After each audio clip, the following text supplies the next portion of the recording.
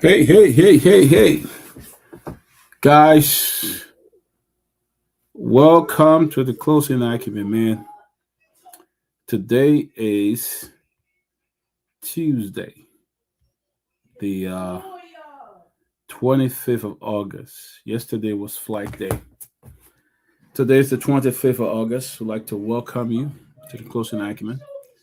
Uh, Mr. Goodman is away in DC. He has taken his daughter back to school.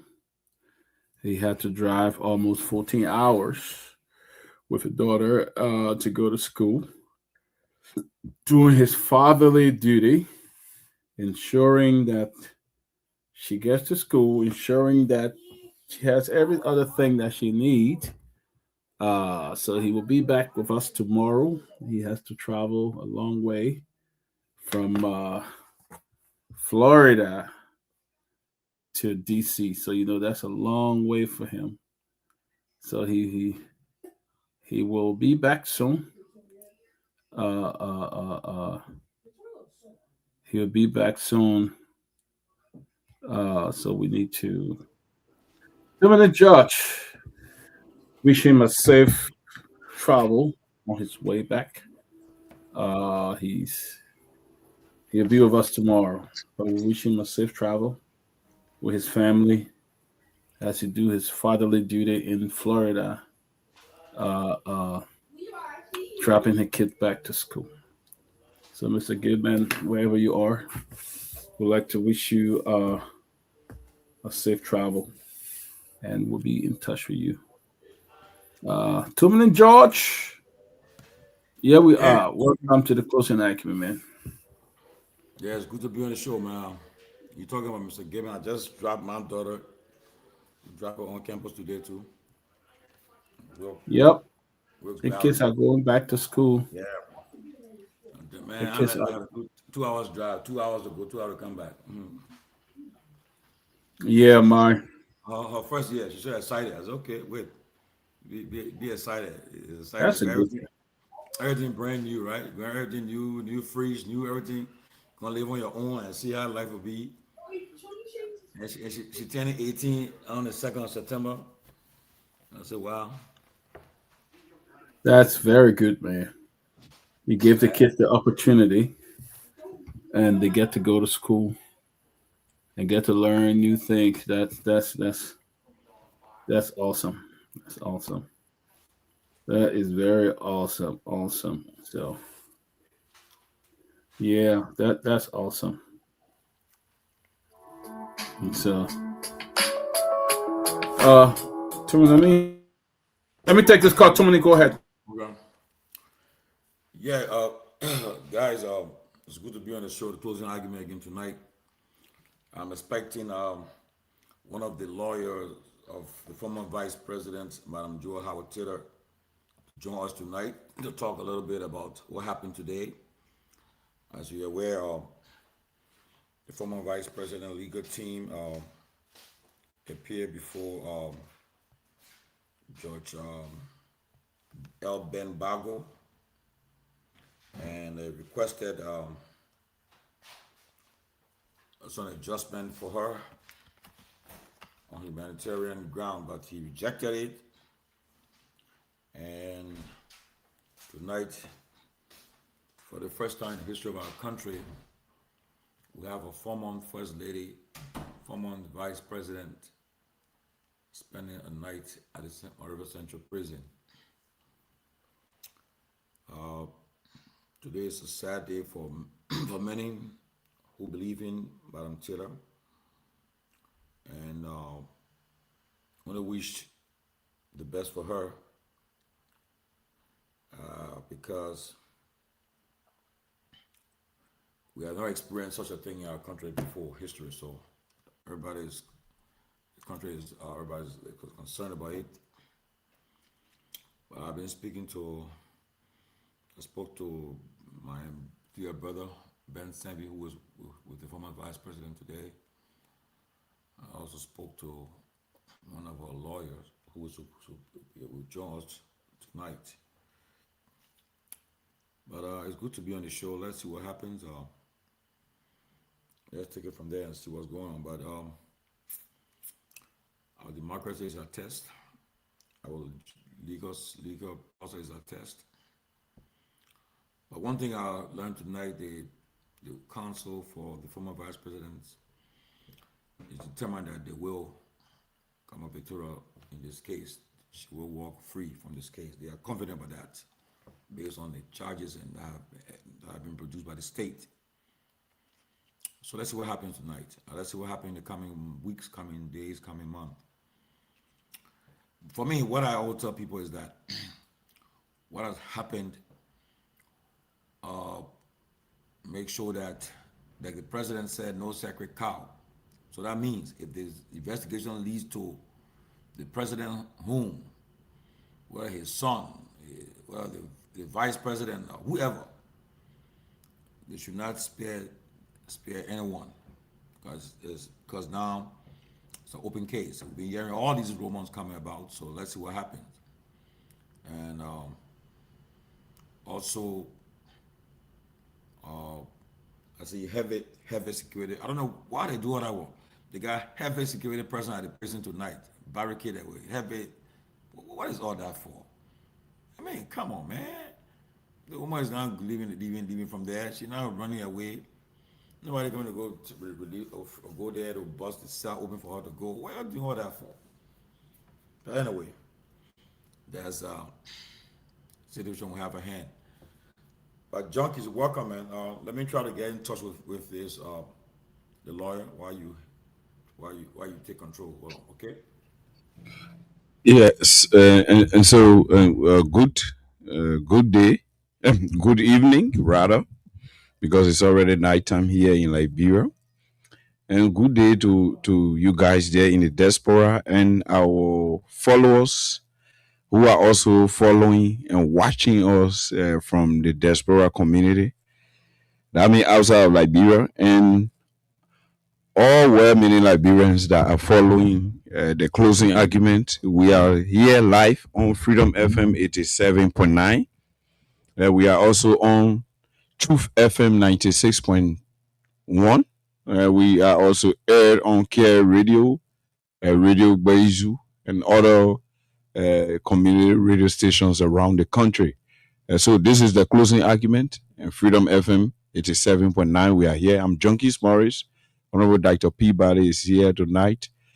Chief Singh Tumani Nyenwolo George the First is on, and we are expected to have the lead lawyer of the former vice president, who is now beyond bars, on this platform. So tighten your seat belt, your seat belts in your various corners, and know that it's going to be mind opening tonight, because we'll be having a special guest on our program tonight, the closing argument. Welcome again, Dr. Peabody. You are muted. Junkie, good to see you. It's good to be here on this Tuesday edition of the Closing Acumen. Mr. Gateman is in DC with his family. He had just taken his daughter to school back on campus. Some other people have Tumuli took his daughter today, but the Gateman had to drive almost 14 hours to drop his daughter to school. So hopefully he will join us tomorrow and be back here on the show. So for those of you wanting to know, you haven't seen him in a few days, he is in DC, ensuring that that young lady is settled in and that she has everything she needs before he comes back. So you will see him tomorrow. He'll be back here. So, but Junkie, good to see you. And it's a lot going on in Morovia. It's a lot happening in Morovia. A lot. Sure. So we witnessed today, the country and the entire world witnessed today a landmark case involving the former vice president, former first lady, and former senator of Bon County, for which it ended up lending her to South Beach, so to speak. So right now, as we speak, the former Vice President, Madam Joy Howard Taylor, is being remanded behind bars at the Monrovia Central Prison, commonly known as South Beach. Basically, I think I want to start up in this manner. Yeah, we agree, we embrace and welcome the rule of law taking its course in regards to actions that should not be carried out by people of such caliber, even if you are not of that status in life. We as human beings, we know that it is something that nobody should involve with because it is destructive. Albeit, I have some concern. My first concern is the speedy and fast tracking of this matter is appearing unique to Madam Joy Howard Taylor. Why do I say so? There are names. There were recordings. Now, recordings now are admissible in court because it is Joy Howard Taylor. There were names. There were recordings. And those recordings, we continue to over and over re-amplify and amplify the nature of those recordings. And they are being dashed. They are being swept under the carpet. They are being ignored. They are being condemned. But today, the police have used recordings and even used evidence from the recordings they had or they have in their possession to go to court. Recordings are admissible. Video recordings are available. Namely, giving instances that are chronological in terms of how this process started, how it is proceeding, and where it is headed. The recording from the cartel memos allegedly indicated a lot of things. Why even the EPS boss himself admitted and alluded to the authentication of that recording. That recording, many government officials who are personally serving this government admitted that recording is guaranteed, is tangible, is real, is not an AI recording. That recording, information from it have not been brought under the police authority for further investigation, and for those who were named, as it is in the case of other people like Madam Joy Howard Taylor, to be called for questioning, to be called to clear their sides. In fact, after that recording, the president's son had a press conference.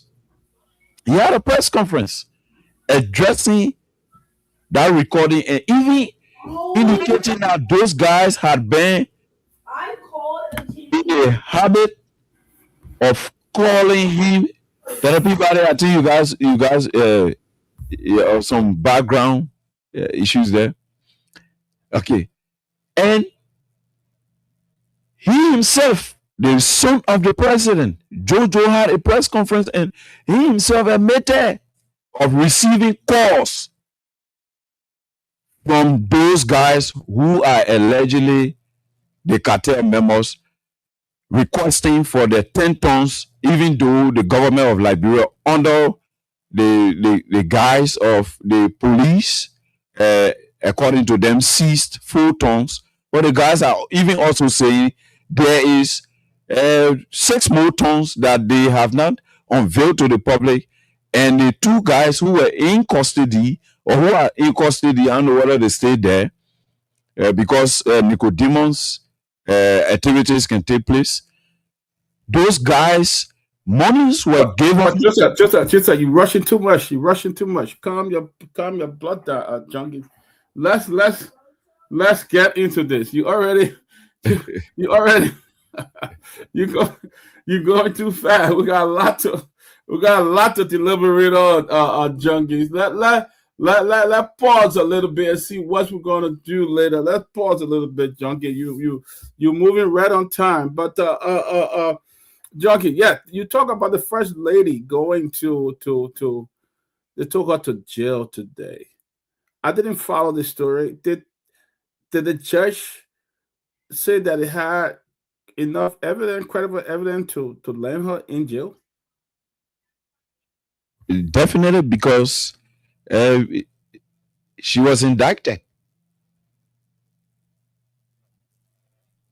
The crime is not billable, right? No, it's not bailable. It's not bailable. In fact, bill was rejected. There was no way for any bond.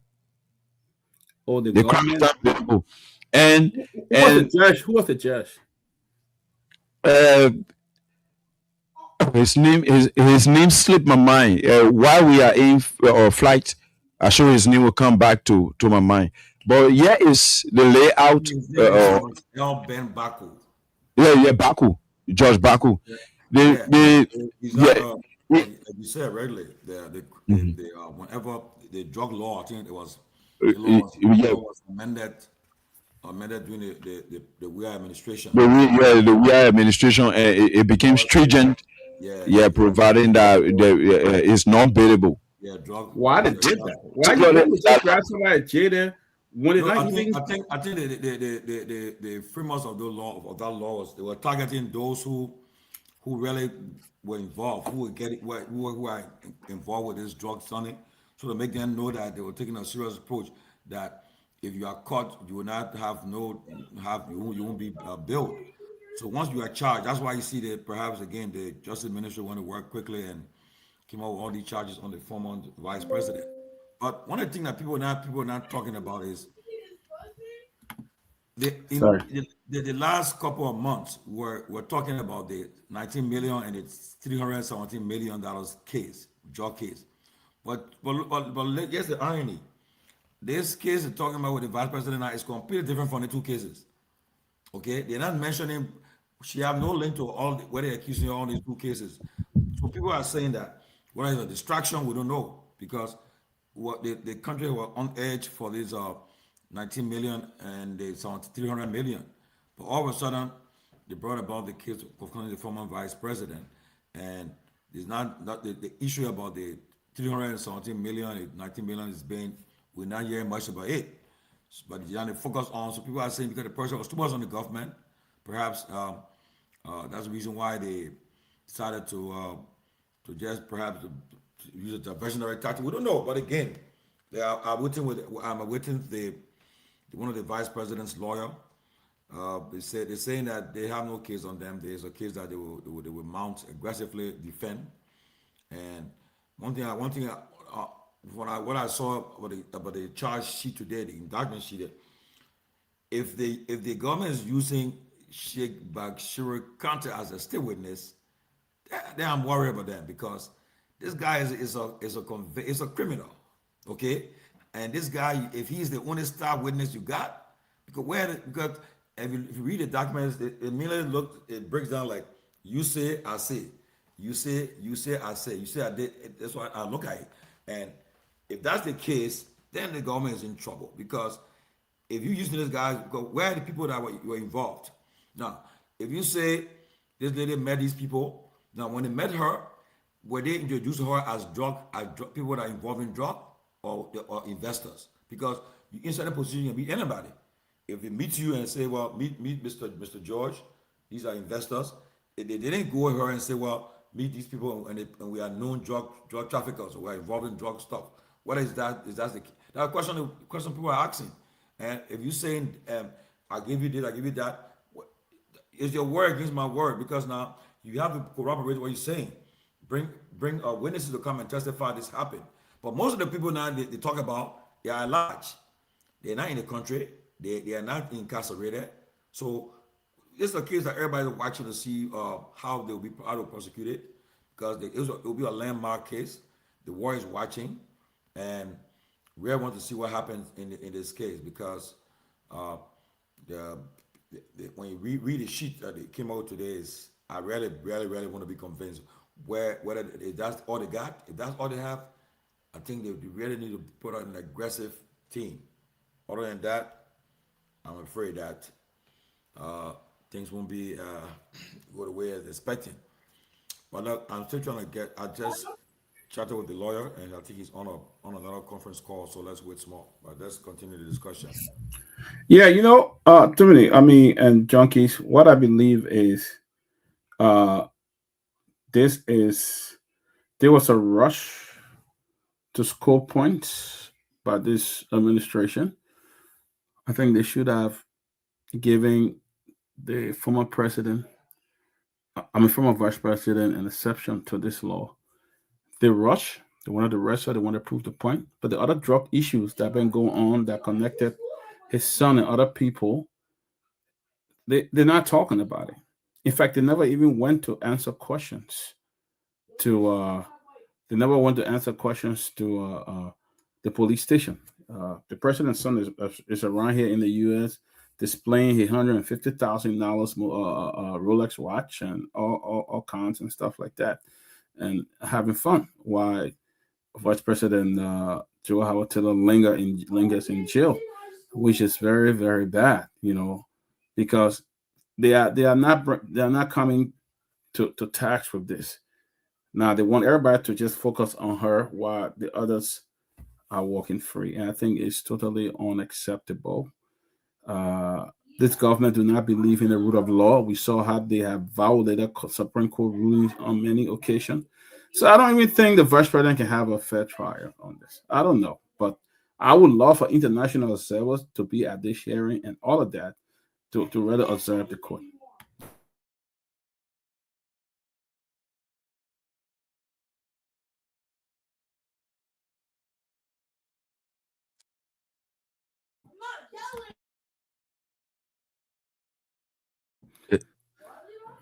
You know, so that's what could be going on. But I don't think it's free and fair. It's going to be free. I would love for them to bring international observers to this hearing because the government don't respect the rule of law. They don't. They hate to accept defeat. They hate it. When Fanaticofa won them in court, what happened? They came back with some stupid decision. You know, when San Metro won, what happened? They came back with some stupid decision again. So I don't even understand whether the rule of law can actually be applied in Liberia. They don't. They just do this thing to get people more out of the main tax. That's all they do it for. But if the vice president met these guys and she's the vice president. Vice President Jeremiah Cohen came up to say that he met with a lot of people. One of the guys who were accused in the drug dealing, where they had a lot of photos. He said he met him. He didn't know this guy, but he met with a lot of people. So why the vice president had to not even the decency, not even the decency of just putting her on a house arrest, but they will prove a point, and that's what we are looking at now. You see, Jungie, you there? I'm here. I'm here. Yeah, you know. Yes, yes, and so that is really troubling. It's troubling because Liberians are keen on this fight. We are all eager to see Liberia win this fight. But the manner and form that is being pursued is what Liberians are having problem with, and myself also is what I'm having some level of problem with because like I said from the preamble of tonight's conversation, the the former vice president process is being expedited. It's being fast tracked. So why? Why? In fact, recordings now are admissible. Then why are we not bringing in the other recordings as as as a tool, by which we can call in people to clear that part of the conversation? We are using recording that linked Madam Joy Howard Taylor. Why we are reneging on using the same recording that implicated the president's son to include allegedly in that same recording to include the allegation of sending $2 million to the head of the police and the DEA. Everyone that listened to that recording will say the same thing I'm saying. $2 million to have those two guys who were being used as the conduit for this particular drug transnational transaction, to have them free and sent back to where they came from, and even release their other 6 tons of drug. Why that portion of recording is not brought in when we are making sure we find every piece of evidence to crack the cartel according to the UP government, to dismantle the cartel, and we are leaving other pieces of evidence, we are leaving other recordings and behaving as if this process should just target people. That's my concern.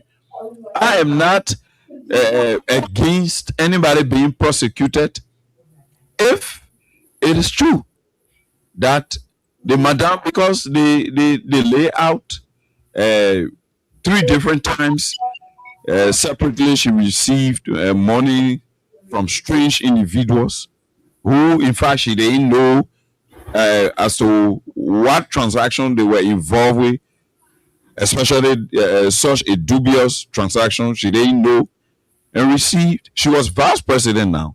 You know the influence that the position carries. So everybody will want to timber. So the issue of receiving money from Junkies Morris and not knowing the type of business that Junkies Morris is into, and you ultimately is serving as president, Dr. Peabody serving as vice president, and Junkies is just seeking the connection for people to know that Junkies is connected to Dr. Peabody as the vice president. So that could be the medium through which that gift was given.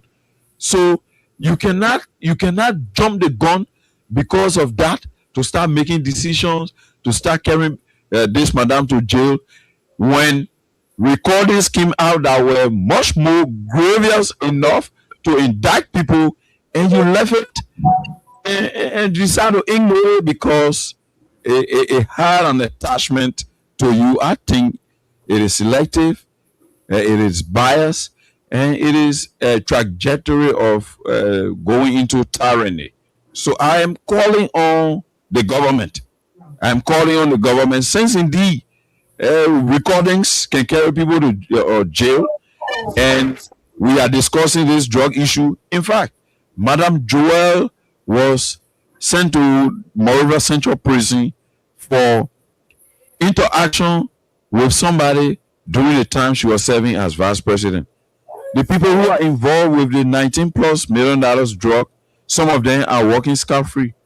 Even though the drug law provides for such crime or such act or affiliation with drug trafficking to be not bailable, but they are working scot-free. Some of them went to South Beach, they were free overnight. So all of these things, they create confusion. They create a dangerous scene where attention will be stirred in the minds of the people. Any small thing that spark up, will lose it all. So the government will have to be very careful how she goes about fighting this drug issue. It shouldn't be selective.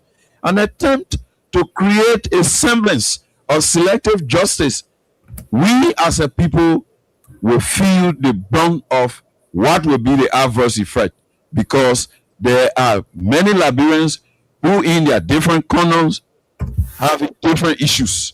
Other people having issues with their houses being broken down and turning them into rolling stones in their own country, while they see foreigners living in comfort.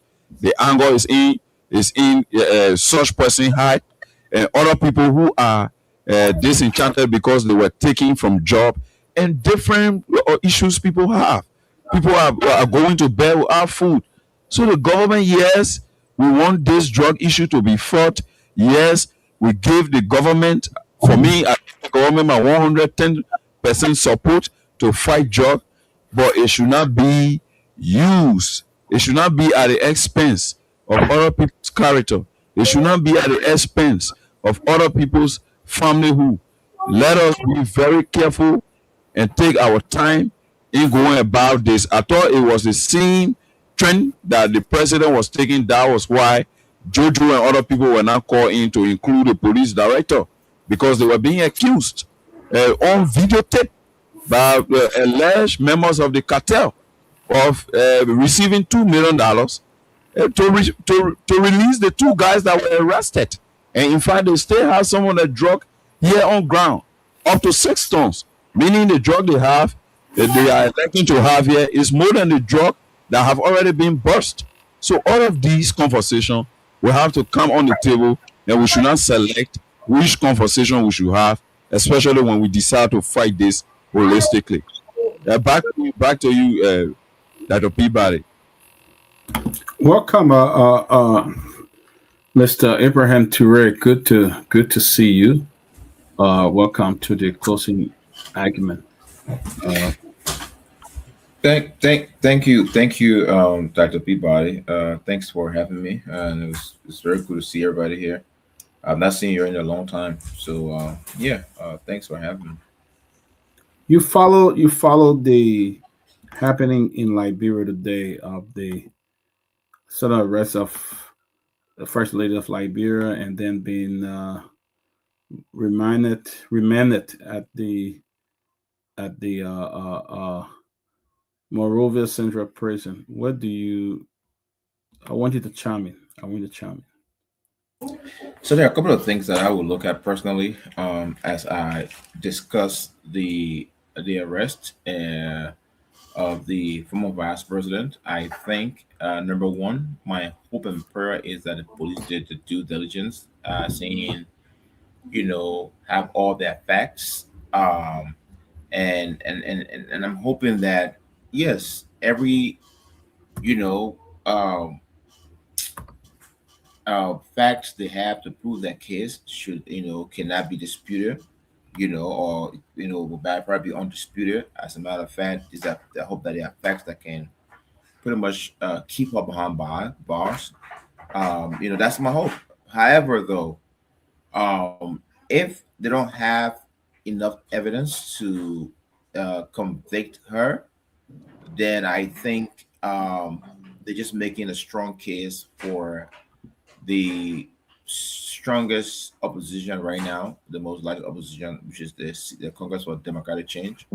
They're just making a strong argument for them, saying that, oh well, members of their past leadership, have been, witch hunt, because we saw the former finance minister went to court, and for some reason the jury found him not guilty, and the government came back later to say there was some foul play, and that case is pretty much, for the most part, still much ongoing. They still have interest in the case as a government.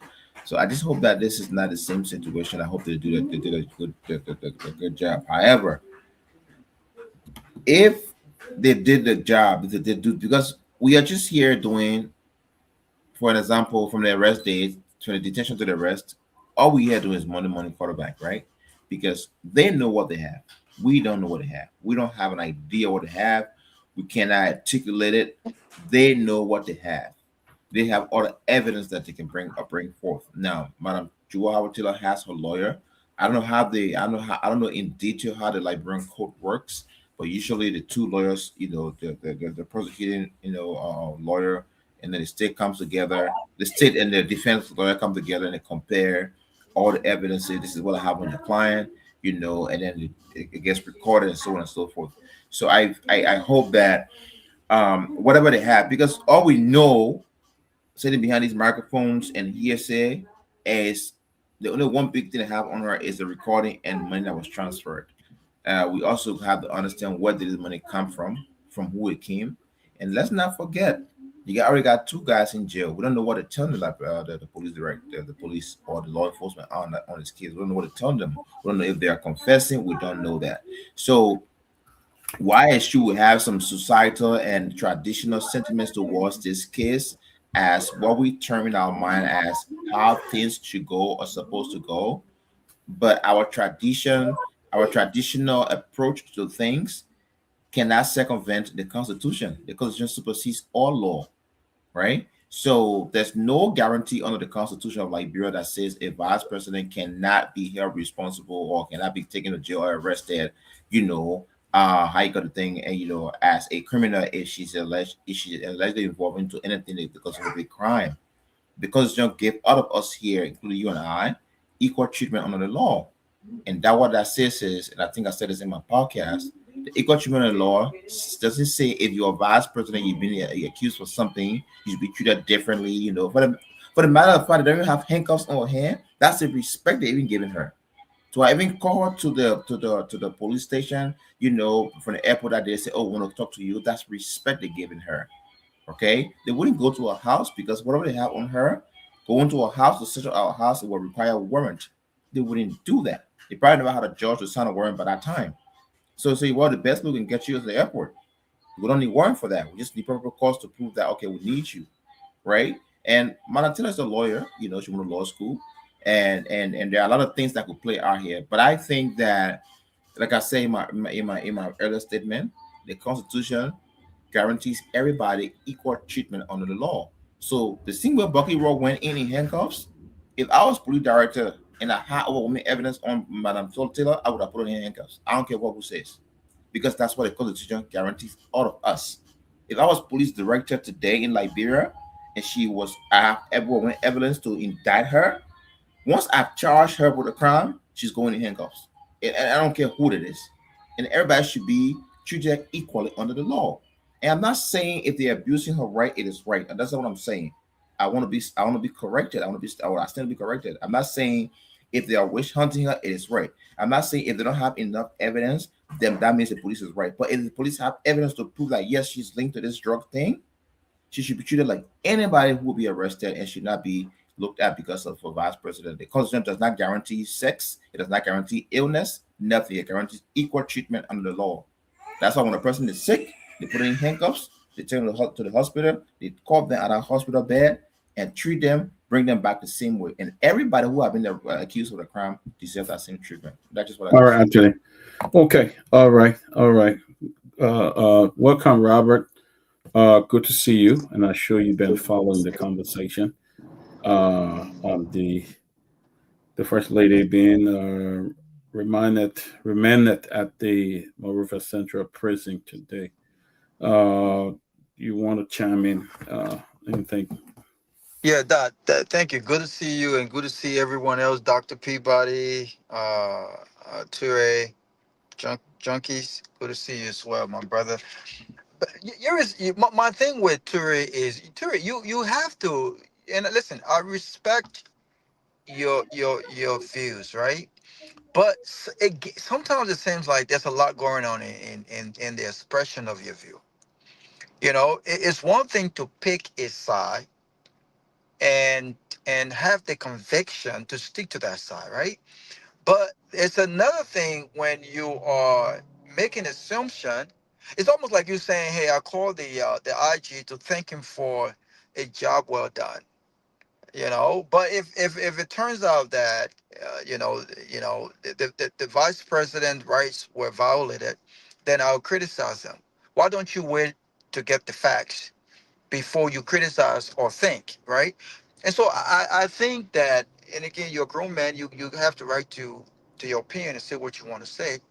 But I think for the sake of our listening audience, I think it's important for us to be direct with what we say, and pick a side. It just seems like you do not understand. It's like you're conflicted. You don't know whether or not the Constitution gives the vice president the right to remain silent, whether or not it gives her the right to be put on handcuff, whether or not it gives her the right to be treated differently or not. I don't think any Liberian, anyone who truly wants uh, to fight corruption, who truly wants to fight this war on drug, will condemn the government action and its fight against drugs. Most especially if that fight against drug did not appear to be targeted. And I think this is the reservation a lot of people have. It's not that the statue of a Liberian, a permanent Liberian citizen, is a stake, or we are demanding some sort of preferential treatment. Is the fact that it appears from all indication that uh, this could possibly, and I want to re-emphasize the word possibly, be a political stunt. And this is why I said that. This is why a lot of people have reservation. I'll give you an example. This is the very government who came out with all of these charges against the former finance minister, Twe. We were all here and we saw these charges, and we questioned whether or not the government had all of the evidence to prove these charges in a court of law beyond a reasonable doubt. Well, I'm not assuming. The facts show they couldn't. They couldn't. But they presented this image and this picture as though one, Samuel Twe attempted to flee justice when in fact he came into the country willingly to confront his accuser. Due process was allowed. He went to court. A jury of a peer, after evaluating all of the evidence and the presentation of the prosecution in court, determined that he was guilty. He was not guilty. He was acquitted. Not guilty. This is the same government that we saw the former mayor locked up along with others, only for charges to be dropped. This is the same government that most of its most of the folks that should be investigating this case, the law, the joint security, most of the folks around the head of this investigation have either been dismissed by allegations of taking monies from folks allegedly involved into this drug thing. And today, as we speak to you, some of these guys are not in prison. Some of them have not even been charged. There are questions surrounding the Ministry of Justice and the procurement of vehicles given to them. These are the people in charge of this very investigation. I only mention this not to justify or not to say that Joy Howard Taylor is guilty or not guilty. We all await her day in court. And I think only based on the evidences that the state will listen, the burden of proof is not on Joy Howard Taylor. Joy Howard Taylor is not, it's not in court. It's the state. The government of Liberia are making these charges. And you know what? I'm not a lawyer. But listen to some of the lawyers respond to what's been said. I mean, if you listen to that they're using languages as she agreed. She agreed to intentionally distribute uncontrolled substances on license. She agreed to facilitate drug trafficking. She agreed all of these things. I'm sitting here thinking, we'll wait. How do they prove in the court of law that she agreed? How? I mean, and so no one is saying that the vice president should be treated differently. Whether or not she was handcuffed or seen in handcuffed does not erase the fact that she's at Monrovia Central Prison. She's not given preferential. Listen. If I'm Joy Howard Taylor, I would stretch my hand and ask them to put me on handcuff. None of this matter. She's at Central Prison. The Central Prison perfect key was that. So whether or not she was put on handcuff or not, she's still there. The same Central Prison, a lot of regular Liberians are. She's there. So there is no preferential treatment, and I don't think no one is asking for one. What people are pointing out is what appears to be a political witch hunting of political opponent and the aggression that is applied to these individuals as opposed to individuals involved in this administration. It's glaring. We've seen it happen. It's glaring. How how many of the big fishes in this administration have been arrested? How many of them? How many of them, the big fishes in this administration, have been charged and they are imprisoned? No one, no one, no important or permanent figure has been arrested or made headlines in the drug fight other than Joy Howard Taylor. She's the biggest of them all. And she's not within this government. She's not within this government. The 300 and the over 300 million drug bursts that happened, we're talking about, happened under this administration. There's no question that there are people involved in this administration. There's no question that there's some sort of protection going on in this administration. We're not talking about these things. So all we are saying is, if the government is serious about fighting whether it's corruption or the drugs on war, they must do it fairly. They must be transparent. That's all we're saying. So I don't care whether or not Joy Howard Taylor gets preferential treatment. I don't give a damn about her position. What I care about is the facts. What I care about whether or not the government can prove these allegations in court. What I care about is ensuring that her constitutional rights are protected. And I'll close on this note. You just stated here that they arrested her and it was some level of respect given. No, Teresa, it's not respect. When a Liberian citizen unaware of an investigation, no prior letter is sent to her to appear in court for questioning. No prior letter is sent to her lawyers. Make arrangements to travel out the country. This is the fact. Joy Howard Taylor was not invited prior to going to the airport. She don't need invitation. She don't deserve it. Who in fact, I'm let sorry. me ask you this. When the police is asking when they're investigating you, didn't need a prior notice to say that investigating when they investigate you? No, Ture, that's not what I'm saying. Listen to what I'm saying. Listen to what I'm saying. Okay, Listen to what I'm saying. If you are investigating anyone, right, and you want to invite them to go to court for questioning, you don't intercept that convoy. You send them a letter. No. Let me say something you're missing. Let me say something you're missing. Let me let you. You have your opportunity. Don't steal show on my time. You have your opportunity to talk. You again. You were wrong when you said that the government show her respect. That was not respect. Intercepting the vehicle of any Liberian citizen who made arrangements to travel outside of the country, not because they were criminal, not because they were attempting to escape any alleged crimes. And you present a picture as if, well, you know, Madam President, you are under investigation. Breaking news. She wasn't aware that she was under investigation. She doesn't need to be aware. No, but she had all right as a Liberian citizen to make arrangements to travel outside of the country. Sure, that's true.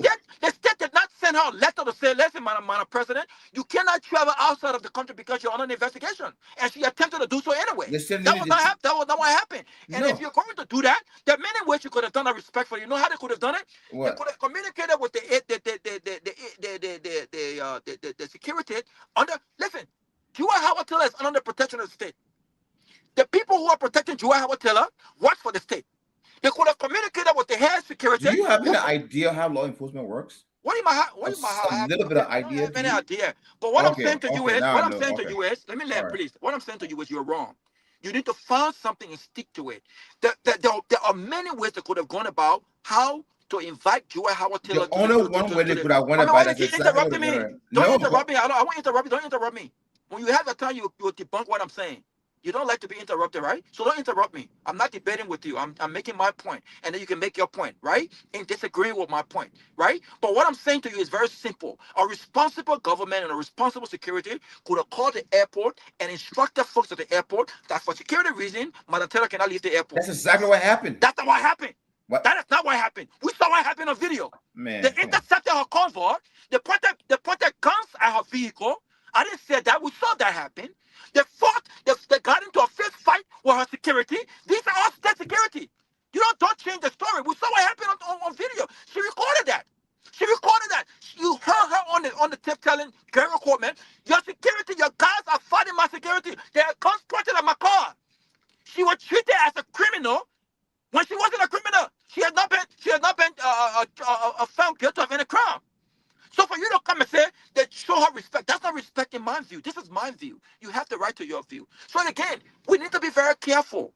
We need to be very careful. You have the right to applaud the government and government's action. You have the right to say no one should be treated differently, and I agree with you. No one should be treated differently. But no one should also be politically targeted only because of the side that they're on. And again, it's glaring that this government has treated this as a political witch hunt because they have not treated people close to the administration as they've treated others away from the administration. And they must be careful how they act and how they go about this stuff. That's all we're saying. As far as whether or not you're guilty, if the facts show that Joy Howard Taylor was involved in drug trafficking, unlicensed solicitation, and money laundering, and all of the allegations against her, I will applaud this government. But until then, I think I'll wait until the case is adjudicated in court. Thank you. So at the end of the day, oh, I'm sorry. Go ahead. Go ahead. Go ahead. Go So ahead. at the end of the day, people come here, and I think you guys are one of the most confused people to think that I'm not taking side. I'm here giving a point. I'm telling you, you and I, we don't know exactly all the evidence that's at the hands of the police. That's the first thing that I said to you. So based on what the police have that you and I were not privy to have access to, they use that to call her. Now, when investigations are going on, and when the law enforcement agency thinks that they have evidence for one person, okay, how many persons involved in that case, they go with the one that have all the overwhelming evidence for first. They deal with that first, while they're still building case for the other ones that don't have evidence for. So in this case, we all don't know exactly what the government of Liberia has on this lady. So, excuse me, them taking that position, what would tell you what would tell a reasonable person? Okay, well, they probably have evidence to prove that okay, this one, she must have been connected to this thing. She was involved as is, so that's why they went for her. Second of all, to debunk that thing you just said, make no logical, criminological sense to say, oh yes, they should have called put to the airport. No, it doesn't matter. Wherever she was at, in transit or at the airport, once the police can determine, yeah, yes, John Brown is wanted for this. They don't have the women to reach to the airport, nothing. They can intercept you anywhere they meet you at. So for the fact that she did not reach to the airport, it doesn't mean they did anything wrong or constitutional wrong. All you guys are spilling here is sentiments and traditional norm of how government officials have been treated in Liberia and how older people should be treated. There's nothing you say here that circumvents the law. Now, if you want to come in and say, oh, yes, there are other people and them have mentioned that have been involved in this thing, they're not targeting them, that's a valid argument I'm going to have with you. That's a valid conversation. Yeah, you know what, I think you're right on this case. Because if you said John Bright is in the government, he have been alleged to be attached to the thing, and he been compromised, and you don't arrest him, we can have that conversation all day. But there's one case in question, Joe Howard Taylor, the police did nothing wrong. They have a constitution that guarantees equal treatment under the law. It doesn't say you should give them prior notice before you arrest them. It doesn't say you should make sure they go to the house, speak to the lawyer before they come to the police station. No. When you see the suspect anywhere and you have reason to believe that they need to be questioned, you stop them, detain them. And based on the detention you have with them, you can follow them to the police station and so on and so forth. So for the fact that they even stopped on the middle of the road, like you were saying here, and they say, oh yeah, we need to come and talk to us, and they didn't arrest her based on what they claim to be their evidence, it's not an argument that you and I can be possibly having here. There's one thing, the law is one, and traditional norms and how Liberians are being conducting things is another thing. And all you're saying here is your traditional sentiments towards how a government official or other person should be treated, and that's all you're saying, but nothing else. No, Dr. P. Please allow me 30 seconds. You again, don't put words in my mouth. I did not talk about norms or traditional practices. I don't care about that. I'm not one of those old school Liberians. I don't give a damn about traditional practices or norm. You were the one who mentioned that, right?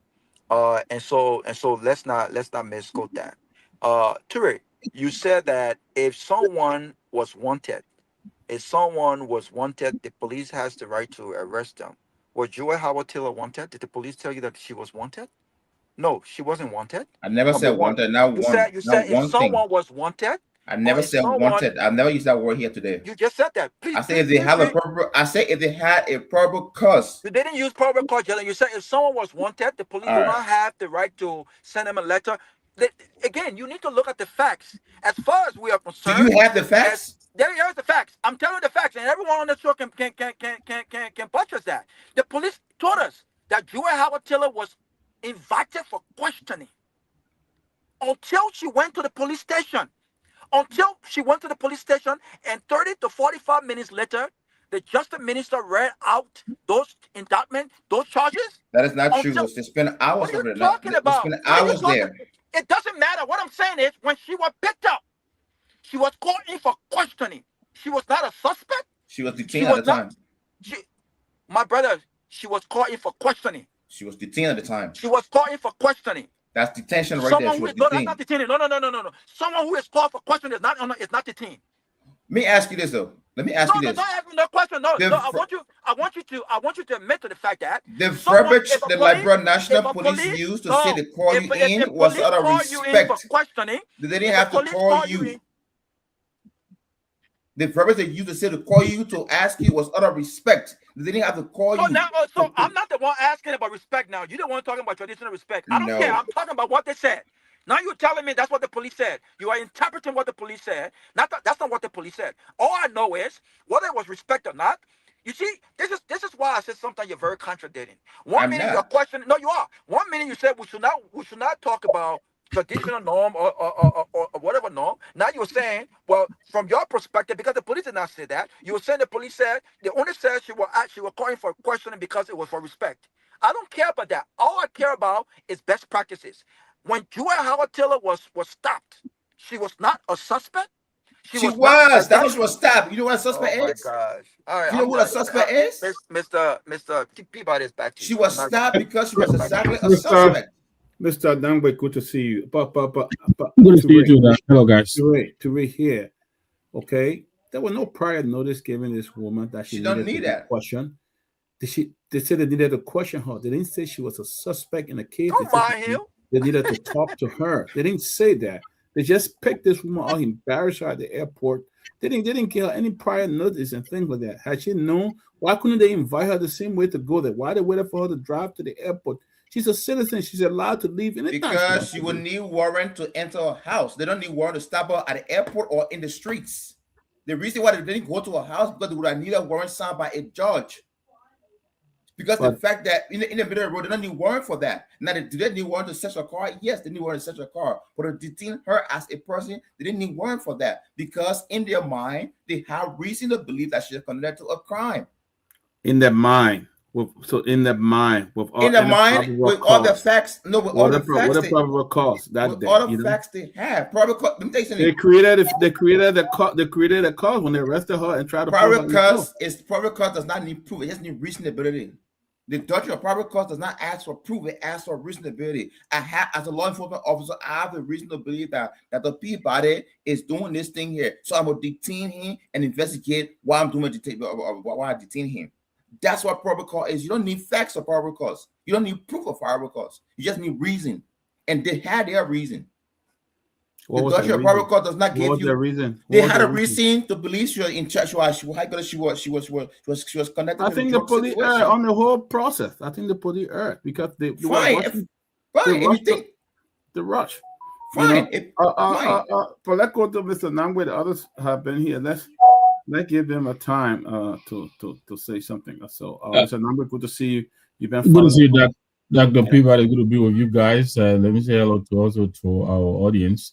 I listened to some of what you guys were discussing in the back. I can understand Robert's English, the hangover from the vice president's arrest. I think we all sounded off here. I think the government had remedies to handle this situation. I agree with Robert. I think they didn't handle it properly. Look, the government can blacklist you. We all know that. If they blacklist you, you can't get out of the airport. You can travel. They have lots of options available to them. I think what they did is disgraceful. We have said it here. No matter what we say, we are not equally equal. This is the former first lady of the Republic of Liberia. This is the former senator. This is the former vice president. People rise to certain status in society and certain courtesies. That's why we have VIPs. You and I, we're not VIPs, but the VIP, then there are even VVIPs. So I agree on the manner in which he was taking in. I think that was wrong. But what I saw today also encouraged me a little bit. I think it's an indication that the government is listening to some extent. I think I saw her procession in and out of the courtroom. I thought she was handled with as much dignity as could be expected. I think right now we all have to wait to watch the process now and see how it plays out. I think for me, my initial concern on the way she was taken in, I've already sounded out on that. I think the rest of it now is for the legal process to take its course. She was charged with some very grievous crimes, not bailable, and that is why she's in jail today. So I think her lawyers now have to get to work and work the legal system and find all of the technicalities that will afford them the opportunity to spring her. Other than that, I give the government props. I agree with the rescue ramble, and only because there's nothing else available to go on. I read what Martin Colley wrote a couple of hours ago. There are a lot of names that he named. Some of them we already know, from the Gerald Smith to Oscar Brown, Michael Brown, all of these people, Mike Kuyate, all of these people. So I think to that point, I agree with Robert that the arrest that the government is carrying out is not being done uniformly. I think that is concerning. And Ture is right. Besides the charges that we don't have the evidence available to us that these people are looking at. And I guess the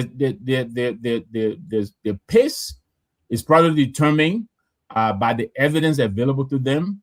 We had heard that some of these people charges will begin to come down this week, and I think we're seeing it. So, I'm talking here and talking there, but I'm not being a hypocrite. I'm just seeing the points on both sides, and I'm accentuating them.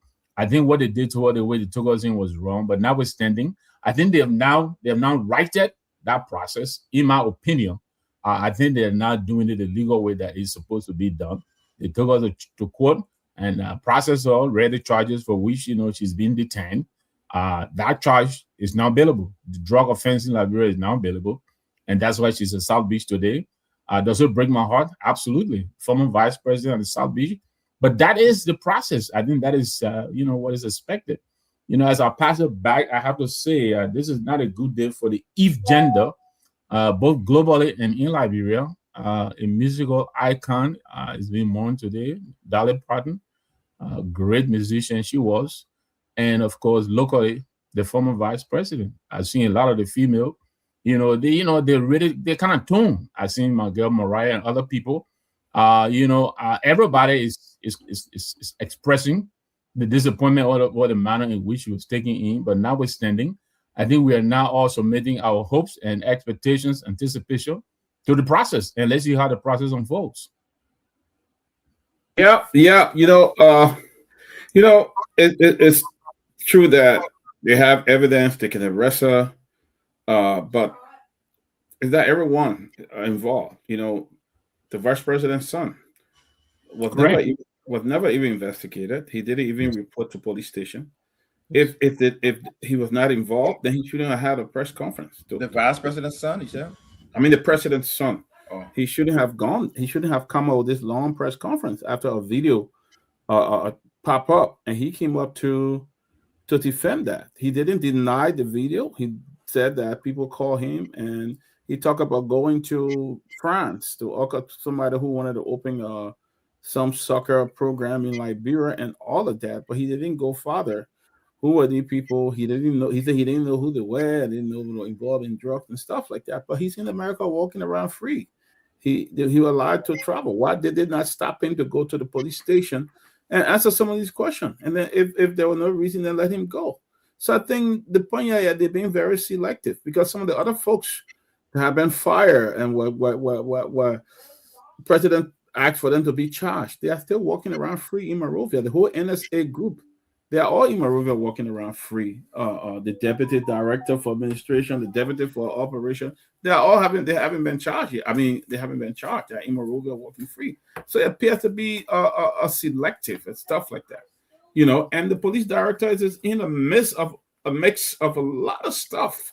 It's just the vehicle purchase, the dealing with Minnesota and the lies and the different things. So it's really bad. So I mean, they have the evidence. I don't know what evidence they have. I'm not here to say they don't have evidence, but I think they're being very selective on the case here. And also I don't trust the justice system in that country. It's very biased. It's very corrupt.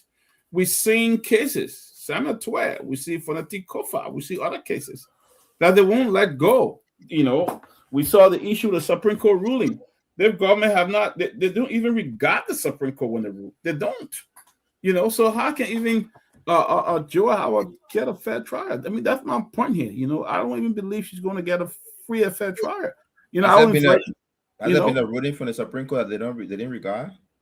Man, stop sitting there acting funny, man. When they rule about a Fonatic Kofa case, did they do anything about it? Did it do anything? And the government came up, and the president decided to work with the minority or what group. He decided to work with them, and he made a whole statement and say he was going to work with them. The Samuel case, Samuel Twer case, where he was acquitted, what did the government do? What did it do with Dr. Dukbayan case? Well, the Supreme Court said, hey, give this man his job back. What did the government do? Did they give him his job back? And the executive said they're going to appeal the case or something else. What have you heard from there? I'm going to ask you. I'm not defending. I'm not asking because I didn't know. What is your question, Mr. Curry? No, you're saying how they didn't adhere to the Supreme Court. So I was asking which case, and you just clarified. That's all. Okay.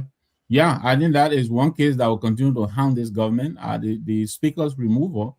The Supreme Court came out very, very clearly. They came out with the initial pronouncement. And then, of course, an information was sought, and they came out very clearly, including this current justice, who is the Chief Justice now.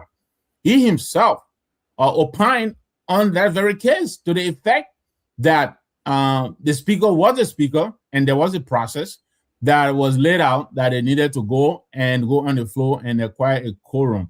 They failed to do that. And so they should have gone back to the status quo ante, autovirus and all that stuff. The president sat down on it, and like Dr. Peabody is saying, and he made a statement.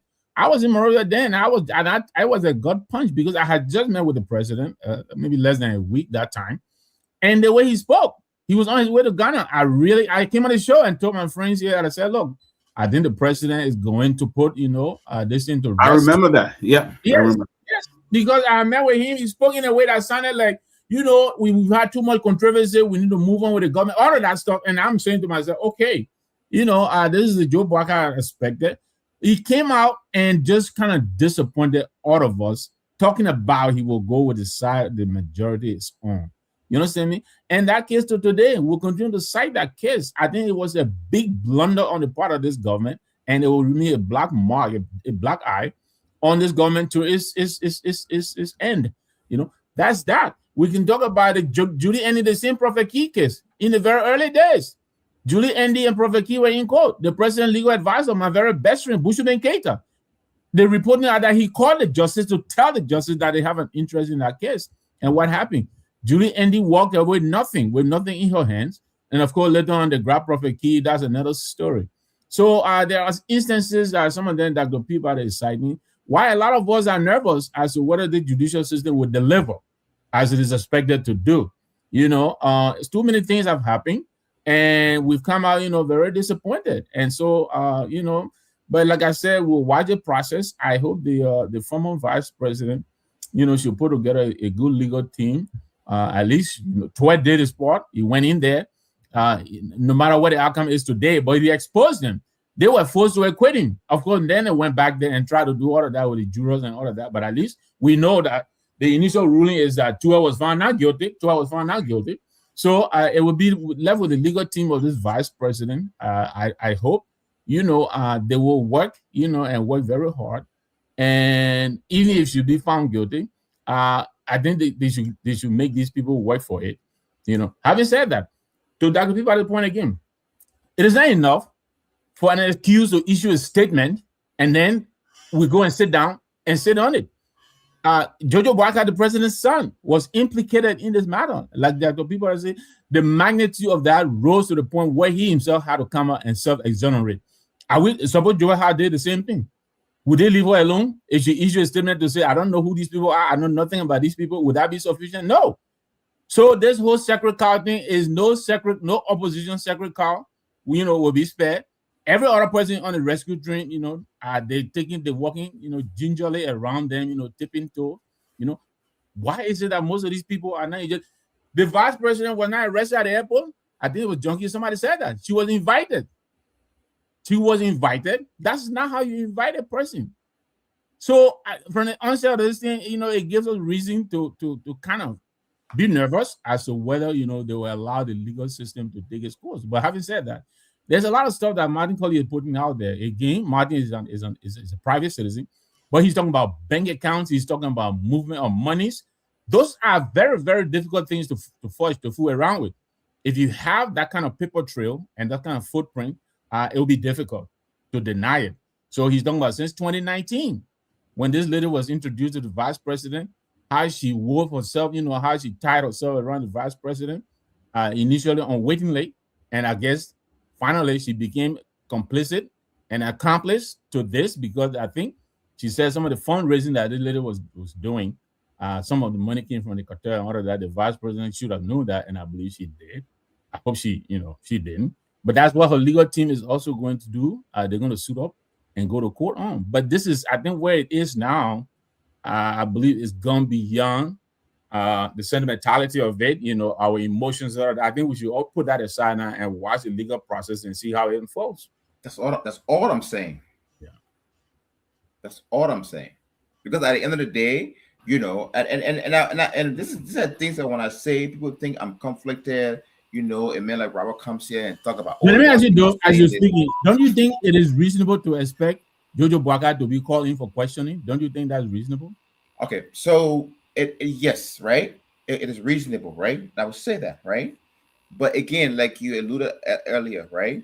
When people are doing criminal investigations in law enforcement, they look at the severity of evidence, preponderance of evidence they have, right? So, for example, Joseph Brockers Jr. came and said, "Oh yes, I got a call at 3 a.m. Somebody called me and I told them not to call me," right? And then the video that came up, which is an actual video, but it is to believe that it is a staged video, right? Even mean no, it's not believed. No. How did you reach that determination that it is believed that it's staged video, and that you didn't reach the determination that the recording on the VP is not staged? How did you reach that conclusion? So who is to believe it is a staged video? You're holding on, right? Right. So it's the belief that video stage, right? Now they're not just talking views now, right? They're not just talking recording. They're talking they're talking money transfer. It doesn't matter. It doesn't matter. Man, It doesn't matter. No. So Robert, I will mute my phone and you can talk. No, I will mute my phone. On the VP is not staged. Rob, we're too going for this. I'll mute my phone and can talk. I don't want to be talking. I don't even lose my phone. You're not. But when it comes to JoJo, it's a staged video. Exactly. You 1 minute. That's why I keep saying you're contradicting yourself. You just said without any facts that it was believed that the video Georgia responded to is staged video. It's but you staged don't video. believe that they're reporting on the VP, which is part of an integral part of the The evidence, is state. investigation. So how did you come up to that determination that because Jojo responded to a video that is believed to be staged, the evidence against him is less than that of the evidence against the VP? Isn't that double standard? So Robert, you don't need to hammer yourself asking AB question. He had already vindicated your argument that he's biased because he's clear here to say that the video that is linking Jojo Boaka is believed. It should be.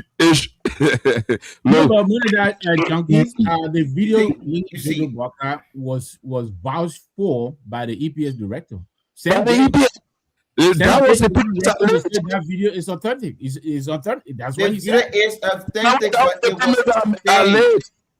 The The, video in of the, itself, the the video EPS boss. So are you saying you are more protective of Jojo than the EPS boss? that's not what I'm saying. For no reason, that's what I'm saying. I But said he earlier, he authenticated. hold He on now, hold on now, authenticated. hear me out now. I said earlier that I made mention of the word preponderance of evidence. I said that earlier. Video could be one thing, right? Maybe that video of Broca Jr. is not enough for them to proceed further. I'm not backing for Broca here, right? For if you now start discussing money trail between the Broca and these guys, you have to have other stuff. Then you say the word, this is building is parting up versus Joel Tiller. The audio in the video is her voice on the recording, right? It's her voice on the recording. It's not a Broca. It's not allegation. It's her voice on the recording. There's another guy, Sheikh, who say also in the thing. It's his voice on the recording. And another thing that's on the record on in that case file. Another thing they have is they have money records of money transfer. She received certain money as a matter of fact from the guy. She went to Dubai. She received sending a couple of $1,000. So the evidence there. If you do a checklist, you'll be looking at Broca Jojo for one. You hire him for 3 or 4. So I'm not saying in saying that, oh yes, because this video came up with Broca, so Broca is Broca is not right. I mean, he's not guilty or he's not nothing to do with it. But I'm saying is law enforcement until they can give you charge, professional law enforcement, experienced law enforcement officers, who they give you charge, they do what they do. They got a lot of evidence because they're coming with a charge. They don't want you to escape from. So even if that video from Broca or that election Broca on, right? Even if that video is authentic, even if whatever it is, right? If they have overwhelming evidence on other people, they will pursue that one first while they still continue the investigation on the other person. That's all I'm saying in simple English. So let me give me a few minutes. So let me tell you how again how double standard you are. You just said the video that is alleged that Walker was part of whatever cartel. You just used the word alleged. However, when speaking on the evidence so far, or the charges that have been put forth by the Liberian government, you are not using the word alleged. You are confirming that in fact, even though this has not been proven in court, Ture, you are confirming that in fact it is the voice of the VP. You are also confirming, as if you're saying the transaction, the government has yet to prove in court that what they are alleging that were money laundering, that the vice president received certain amounts. You and I have not seen evidence from the state of those transfers taking place. But yet you are saying they have evidence that transfer were taking place, that she received money. You are making these statements from a place of confirmation. You How are about not this, saying it's Robert? alleged. One second, How please about don't this? interrupt me. You How are, you about are this, not Robert? saying you are not saying it's alleged. You just said the video that JMB is allegedly part of the cartel. You didn't say it was alleged by the state that Madam Vice President received monies. That it was alleged by the state that they have recordings that she agreed to drug traffic. You did not use alleged in any of the allegations. So basically, you have believed the state based on what you've heard, not based on the facts, not based on what they've proven in court. But none of us know the facts, right? Listen, I will close on this note. We can't double speak here. And the points raised by Mr. Namu and every other Liberians, I think is valid. These are valid points. These are valid points because there's some level of double standard here. It doesn't matter how the evidences are. This is a drug case. If there are any reason, no one's saying charge Jojo. No one's saying charge him because there's an alleged video of cartels insinuating that they communicated with him. The point people are making is, if that video did not mean anything, why did he have a press conference? Number one. Number two, was there enough reason to at least invite him to ask some questions for clarification? The same clarification he gave to the general public, the police could have asked him for those clarifications in person. They could have announced, Mr. Jojo, come and ask and answer some questions for us. So that's what we are saying. We're not saying charge. We're not saying charge. We're not saying charge everyone that is alleged that is allegedly involved. But we're saying, if you're going to invite other people that are not part of this administration, if you're going to invite other people that are not part of the party, right? Extend the same courtesy to those that are involved, especially those that are part of the first family. That's what we're saying. But you are arguing that no, the evidence is not enough. Maybe they got more evidence against the vice president. That's why she's being treated the way she's being treated. That's why she's arrested. That's why she's a suspect. That's why she's been charged. But the evidence against Jojo, it doesn't worth it. He doesn't have to go in to answer any questions. That's double standard, my friend. That's double standard. You have to, either you wait for the facts before you say what you need to say, or don't say anything at all, because you're contradicting yourself every time you open your mouth. This is my frustration. Mr. Peabody, back to you. Thank you, Rod. Dr. People, I know Sylvester. First of all, we're pumping. They say we're pumping. We're matching. I don't know why you're wearing your, but welcome. Let me say this, Robert. Actually, I didn't mean to cut you. I just adding a little bit to what you were saying there. I'll go back to Dr. Peabody. Look, besides the JoJo thing, which is unacceptable that he himself will write a statement and it will be sufficient, then the government should tell us why they're not going after him. Because as far as we are concerned, he's implicated. But what about the IG himself?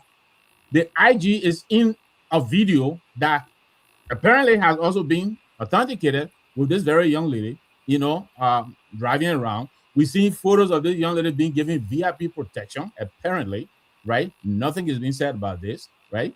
The IG was accused, along with Johnny Bodadine, of taking this $10,000. Johnny said that the IG and he shared this money to provide comfort to some of these people who are already in prison. How about that? What about Kwabo, who is on tape as saying that the IG directed him to go and escort? He was the chief of patrol. Go and escort the drug, and escort the truck that was bringing it to. What about all of this? And so this is why the CMC and Dr. Moneyba also issued a statement last night. It's about time that the president impaneled an independent body of investigators. Gregory Coleman cannot be investigating himself anymore. And I'm just really shocked that this president, who prides himself on integrity, will go to the police station and pat Gregory Coleman on the back and tell him he has explicit confidence in him. What a shame. But back to you, Dr. Peabody. Right, great. And you talk about Dr. Moneyba. He may come on our show this week. He reached out. Okay. So he may be coming on anytime once we get the confirmation. Let him come on so he would redeem himself for endorsing his boy at the Elections Commission. Yeah. But we'd like to welcome our chief strategist, the neo-progressive chief political analyst, Sylvester Peewee. Sylvester will take over from me. Welcome, Sylvester. No, you continue. I will just play my role anyway. No, the play a role. You guys are more the chief political strategist. So do your thing. Play my role. But play your role. Thank you. Yeah. thank you. I play a role. If you're getting Zigo now, you mean I saw. I'm doing the Maryland. King Juna. It's like play a role. We had Lipsuko in. I'm sure junkies remember. Yeah. They produced the most powerful King Jews in the country for a while. Sure. But on a serious note, seeing the former vice president being sent to jail today, that's a litmus test towards what we call the democracy is one. It's a litmus test also to the legal system of the country. And I listened somehow to folks and say, okay, the other one was not real, so we couldn't take action to arrest. But this other one, we can hear somebody's voice. Oh, because somebody's voice Exactly. and this is a criminal matter, and you say we can hear somebody, but you don't know if that voice manipulated. You didn't even say allegedly. As a commentator, he didn't say allegedly, he said her voice is on it. I mean, so the reasonability is that alone will send anybody off.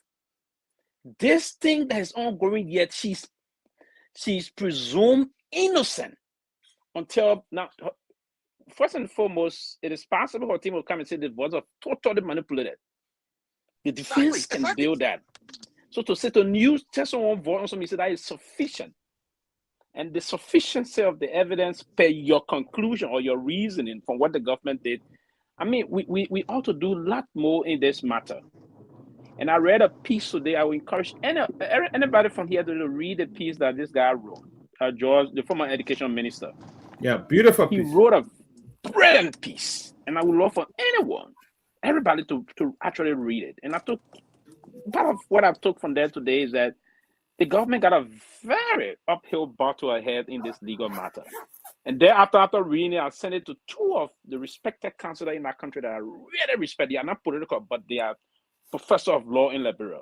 And the both of them said to me, if it is on the basis of what the government is running with now, the 15,000, the 45,000, the 75,000, and the recording, the government will be disgraced in court. If it is a bench trial, the judge will dismiss them. If it's a jury trial, they're going to be heavily defeated.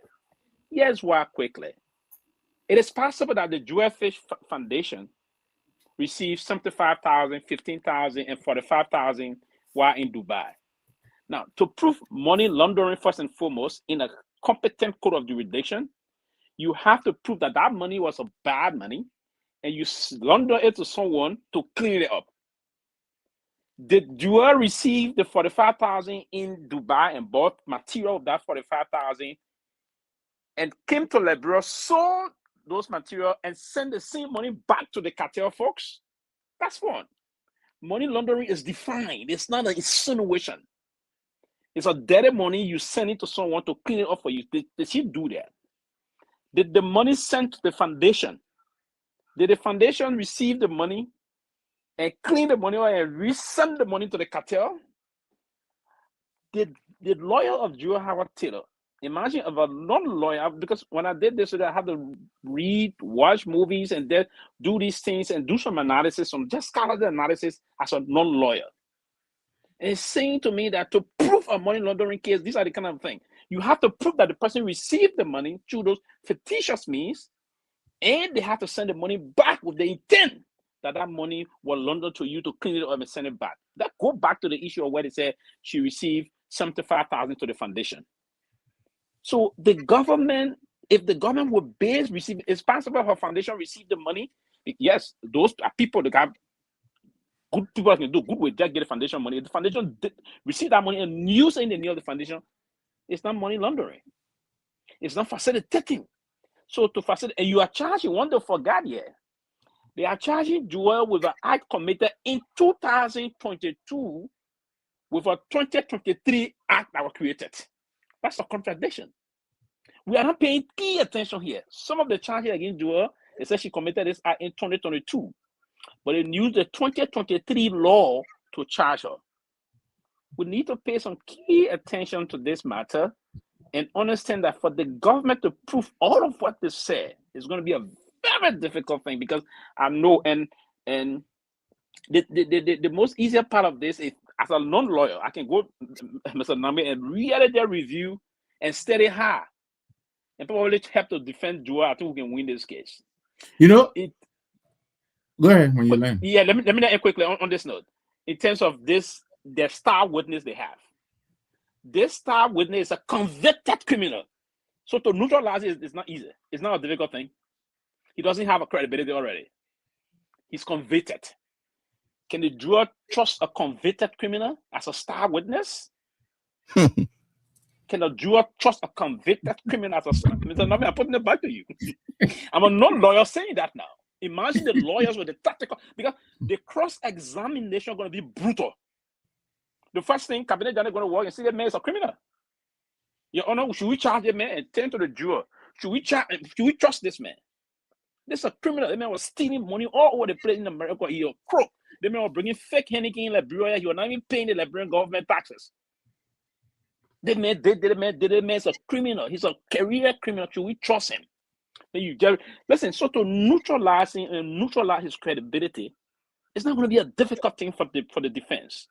And then they come in, other people come in and say they're using telephone call. Yeah, it's possible you can call anybody. So being with criminal, sitting with criminal does not prove conspiracy. Sitting with criminal does not mean you are a criminal. You don't know the intent. Mr. Nambi and myself, Mr. Big Brother figure.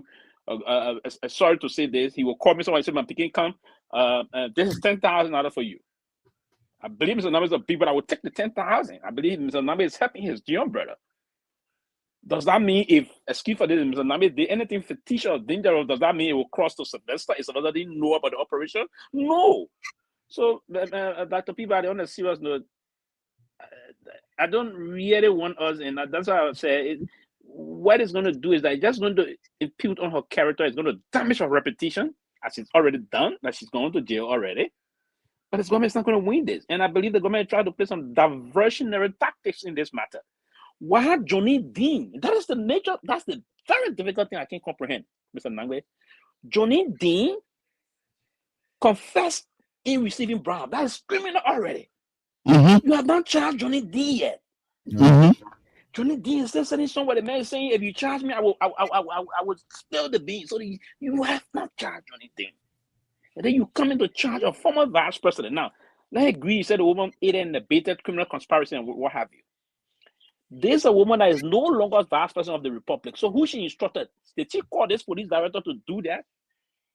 So you see, it is difficult for them to the extent, but we're going to wait now. This Friday, that's why I say it's a litmus test to the judicial system of this country. But go ahead, Mr. Nambe. That's what for me I want to say in this life. You just made a point I made earlier that you're going into the tea leaves that I was talking about his legal team.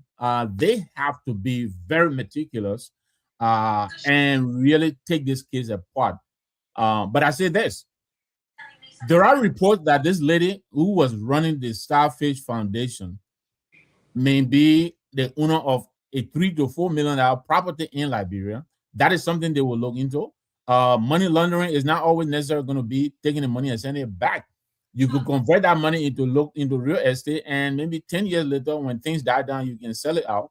That is also part of money laundering. But I absolutely agree with you. This is going to be a very difficult case because it looks like most of the evidence is circumstantial. Who's this? Oh, somebody, yeah. So I believe most of and again, I haven't seen any of the evidence yet. And so we'll just wait, like I said, and let it play out. But you're making a great point, Sylvester. This is going to be a very difficult case that this government has on its hands. And this is a government that does not have a stellar track record of winning high profile cases. They almost always lose them. So I think the vice president has a very good fighting chance from what we're reading.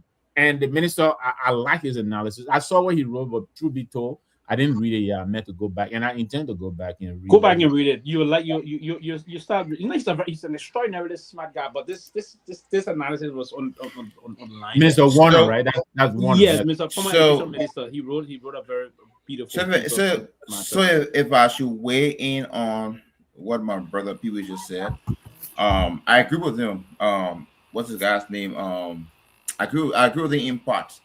What's the guy's name? Your star witness might not be somebody who might be credible to this case per whatever it is. But like I said, we all just hypothesizing here as to what they have. We all here don't know the depth, right? We don't have a glimpse of what we think or what it said they have, right? The money, the recording, the money that was transferred, and so on and so forth. So it was then why say JoJo's recording linking JoJo? Okay, so I'll be honest. I'll be responsible. I'll be responsible and say I misspoke on that because I didn't say alleged for Jehovah. I said it for. I agree. I agree with you, brother. Right? Good. So granted, accepted. Let's move forward. So, but however, though, yes, could they destroy what's this guy's name as a star witness? I didn't want to have him as star witness. We don't know that. We don't know that alleged. I mean, we don't know that. Okay, well, or alleging that he was the one that gave the what you got to think Quickly, my brother, before you continue, and so now on some platform you can be convinced from your sources, and I will say here from sources that I spoke to today, part of yesterday and today, he is indeed the biggest star witness they have. But that's your point. That's the stand you taking. That I'm not taking that stand. Yeah. Right. I know, but that's government big, and you know the reason. And before you continue quickly, and we shouldn't debate this. And that's how I encourage you also to go back and read the indictment. The indictment that came out today. I got a copy of it. So from the indictment, they are musing him. So from the indictment, so that's why your lawyers are very happy. So they will get the facts in they got something in the litigation process called discovery. They're gonna go to discovery to put more. Yep, the discovery. Yep. But they are from the indictment. His name is that's so you know he's a star witness. So we don't have to be okay. So until it's known as a star witness, but it is there. It's in the indictment. It's in the indictment, my brother. Chief, I don't have to agree with you though. No, you don't. I don't say you should agree with me. Exactly. But so my point I'm trying to make this. The document is clear. My point I'm trying to make here is: are we going to use him as a star witness for this case, or you want to be one of the witnesses? We don't know, right? So fine. Yes, you can destroy the guy, right? Fine. I'm not going to argue on that. Second of all, the terminology money laundering is not a universe. It does not fit universal category. Each country has their own definition of money laundering. You don't go because America consider this money laundering means that Liberia consider the same thing. So until we find out Liberia's definition of money laundering, we cannot say, oh yes, because the money was sent to Joe Howard Taylor, for example, through a foundation, and you could claim that because your argument is there should have been an intent that she know that the money is criminal money, and so to claim the money and send it back, right? That's your argument, right? It's fine. But at the end of the day, that's not my argument. The intent of the law, that's the intent. It's not my argument. Hey, Chief, so anybody into the law, it's not my argument. And the argument you're making to the law, is that the argument you're making to the law? That's it. That's the intent of it. But that's the argument you're making to the law, yeah? That's something you have to. That's the argument you're making to the law.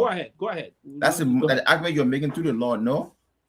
Go ahead, please. Go ahead. Okay, that's your argument. So I don't know what you told me for. So at the end of the day, if Joe Howard Taylor, if the Liberian government consider money laundering with a different definition, it doesn't necessarily mean that they're going to go by U.S. or Ghana standard of money laundering. So they would be charging whoever they claim as money laundering under that, right? Because your argument is she should have the intention, claim this money and send it back to the people. That's money laundering. But yes, that's true. In most jurisdictions or some jurisdictions, yes, that's true. That's a perfect, but it has categories and it has different, terminology based on different jurisdictions, right? So all I'm saying here is, and I'll continue to say this: former Vice President Taylor has been charged. She's a administrative prison. We all here doing the Monday morning quarterback now, right? Until they go to discovery and find the rest of the quote unquote evidence they have on her, we cannot sit here and just think, oh yes, the government is wrong or it's not wrong. Now, if we're saying government being selective as to who to prosecute, I agree. Because I also agree with you. There's no reason why Johnny Boladin should not be in custody or should not be charged by now. I made an argument a couple of weeks ago or last week or so, and I'm making it again. I agree with you on that. But we cannot sit on this platform and say, oh yes, they don't have much evidence. It's political. It's a witch hunt. We can't say that. The change we've been asking for in Liberia, the change we've been asking for as to, Rob, can you please mute the draft, the stuff? The change we've been asking for in Liberia is taking a certain it's taking a certain form now, right? So if this form that is taken, if there are mixed steps, we'll talk about the mixed step, we'll talk about other stuff, but we're not going to sit there and hold and sort of say, oh, the government of Liberia, they are witch hunting people. No, it cannot be that way. Do you think Johnny Dean, quickly, because we go up to the next question. Do you think, Raul, hold on 1 minute, please. Do you think Johnny Dean at this moment, quickly, why you ending should have been charged by this time? Sure, 100%. Now, there's no reason why he's not charged. Yeah, okay. Can you think by not charging Johnny and charging other people, you are engaging to some political vision? Okay, so you can call that, but I don't know. Like I said, Johnny Dean could have been charged, right? He should be charged. I'm not going to sit here and argue and we're going back and forth with Johnny Dean. Johnny Dean should have been charged. So again, Ture, I think you are the only one who, I think you're misunderstanding the frustration of a lot of people that are saying that this could possibly be a political witch hunt, or it looks like one, So the person that put this thing on this, the person that my put this brother, thing sir, on hold on, this. buddy, you want to Hold on, interrupt me my again? friend. Just I just No, don't want my friend, I don't no, want to you see the wait go now. away. But you No, you interrupted me wait. now. Hold on, my friend. So the person that put Raul, please. you don't Just, interrupted just, me. just conclude the next 30 seconds to a minute, Right, please. right, Yes. exactly. So the person Yeah, that put but, this but thing on here, they put it on for Raul, you you to come see. just now, please. You coming on, General Robert. You put to see. I never told you money laundering is not a universal crime. I say every country has a definition of money laundering based on their jurisdiction. I didn't say it's not international crime. So take that rubbish you're writing over there. That's not what I'm saying. I'm saying to you, every country has their definition of money laundering. That's what I'm saying. I'm not saying it's not a universal crime. Mr. Joe Williams or Williamson. Yeah, right. You can go ahead. Okay, Raul, okay. we'll come to the other issue later. Oh, yeah, Raul, go ahead, please. So I think you are the only one, and this is the reason why I continue it again. To I don't want to say I advise you, because again you have your own mind, but I think again it appears to be political witch hunting when uh, when certain people that are in the opposition are being treated differently, more aggressively, with regard to this whole drug fight. This is the reason why. But you keep saying we're not going to sit here and say it's political witch hunting. But then you will concur with Sylvester when he asked you, "Do you think Johnny Dean should have been arrested by now and charged? Do you think he should be in prison?" Right? Biako. Biako is another one. The allegation, it was based on those very allegations that he was dismissed. We don't know all of the facts. The government does. But I think that's enough reason for Johnny Dean, for Biako, to not only have been dismissed, but charged and sent for persecution. But today, Biako is still out enjoying himself. The only difference is he's been suspended, right? He's out enjoying himself. Same with the other guys. But today, the former vice president is at Monrovia Central Prison. Did Johnny Dean go to Monrovia Central Prison? South Beach? Has Biako gone to South Beach? And so we are not just sitting here talking because we want to talk, or because we want to accuse the government of political witch hunting. No, we are questioning the selectiveness of this government when it comes to this fight. And this is not new. This is not unique to this government. Until we as a people can have a single consensus on the fights that are killing us, Liberia goes nowhere. Even corruption. One government comes, they go after the other folks when it comes to corruption and leave their own people. This is what we're seeing in this drug fight. There is no secret that this government and those heading this investigation have been compromised. What would it take from a Syrian government to say, you know what, to maintain the integrity of this investigation, let's put forth an independent investigation? What would it take? The president stood the last time and said he trusted the RG, even though there are questions surrounding those that the RG has surrounded himself with. These people have been dismissed because of the same thing. So we're not saying it looks like witch hunting because we just want to see it. It's the reality. The actions of the government points to witch hunting in some instances. That's what we are saying. The same way Joy Howard Taylor was invited.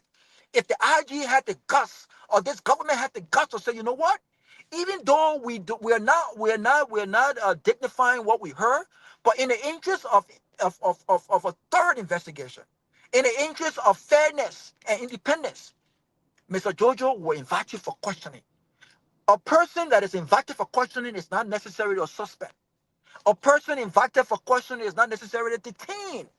This is not unique to Liberia, my friend. Police invite people for questioning all the time. They don't mean they're suspects. They don't mean they're being detained. We see videos of people being asked questions about what they heard, or what they may have heard, or what they may have seen, or what did. Let these things happen a lot of times. We see it happen. So you say everyone that are invited for question, they are automatically to detain and suspect? No.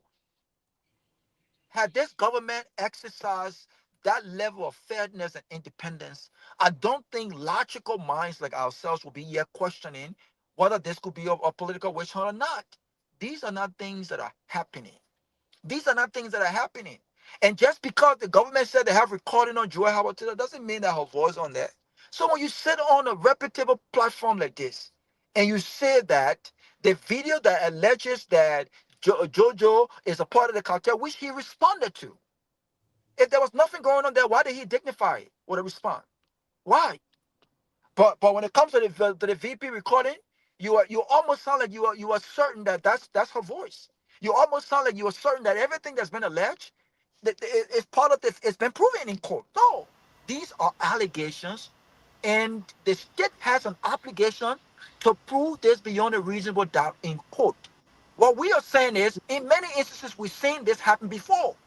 Saboteur is a case in point. They had they threw the kitchen sink at Samatwe. When it came time to prove in court, they could not prove in court.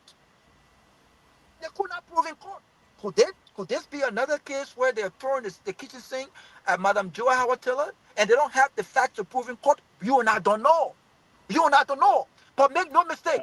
Make no mistake. We are not saying that Joy Howard Taylor or anyone else should be protected. What we are saying, we are asking for a fair and balanced investigation. Where there is smoke, there is fire. Let everyone go and ask questions. Let everyone go and give clarification. You don't selectively pick who goes and answer questions, who's charged, who goes to sub-beach, and who doesn't. This is what this government has done. Thanks, Professor. Okay, thank you. Are we going to take a few calls before jumping sounds out? You can announce the team, the message from the legal team. They just sent a message. Oh yeah, that's normal. I think the legal team we're trying to engage with Madam Taylor legal team, and But why can't they come on? no, they won't come out because it will be deemed under the legal partners with it will be pre-DDC. They will say because it is actively in court now. They wouldn't want to come and part of prejudice the case or say things. They may even be held in contempt of court by the judge if they discuss some issue and they don't want to, and that will be part of it. Disclosing their tactics, their methodology, and the rest of that. So lawyers that will be handling the team. No lawyer will ever want to do that in terms of that. The other lawyers also the case will do their legal analysis and other things. But I'm told also will be bringing on Councilor Freeman. Councilor Freeman normally come and contribute towards the closing argument, give some legal expertise to bear here. Will be engaging his expertise on these things also. Yeah, he's very excellent. He's an excellent lawyer. Yeah, he'll be joining us hopefully, in the next couple of, but let's say in about 25 minutes time, and the rest of that. Quickly, right? Go ahead. Yeah, well, Sabella said that the legal team, they engaged us earlier today. They wanted to come on, and but then I think they had a conference call right when the show started, so they agreed that they will not come on. So because they keep, like people said, it's active now. Perhaps if they are not acted, if Madam Taylor are not gone before the judge today, maybe we would have had a chance to talk to them. Yeah, but speaking of them, of earlier today, they sounded very positive. They are determined that they have no case against them, their client. I mean, the former vice president. They said that they have. So I just somebody said it earlier. People said it that if these guys the prime witness for the prosecution, then they are wasting their time because this guy is a criminal, and you can't use it. And number two, it's just like I was saying, you say, I say, you say, because the people that he names he calling, they are not even in custody. So how you bringing people to court? And moreover too, and you saying the guy said, you say that this person did this thing. He said, they introduce themselves to the vice president as drug cartels, drug people. They said they introduce themselves as investors. So if you say you're investors, you can be the person. So honestly, and everybody lawyer you talk to today, I'm home and abroad, they say they keep saying if they just what is state has against this for this to prosecute this case, they must be joking. So let's see what happened. But one thing I want to say though, somebody told me something today that shocked me. The president told me it wasn't involved in the investigation. He said to me if the government succeed in this mounting the drug cartel, the Liberian economy will crash. I said, what do you say? Because they are the one holding the economy. I said, what? I said, Tomlin, maybe you know, you all get better. The Liberian economy is in the people's hands. See, most of the business you see around here, so They had to do it. They put you in business and you think that's serious business going on. It's about you go as you guys navigate and dig deeper, get to the balance of it. The thing you find out what we say is true. That this economy, if they take the guy out of the state, economy will crash. I say, wow. Okay, see that country is hijacked. So look, we are praying for the country because the country is really hijacked though. Because if that guys control the economy, and then they think this guy, the, this guy, and the contact guy, the guy is in on show showing that he was marching against drugs, all this stuff. And this the guy the government want you as the star witness. Hey, I thought also 12 was a real deep as Justice Minister Attorney General, but we'll see what happens today though.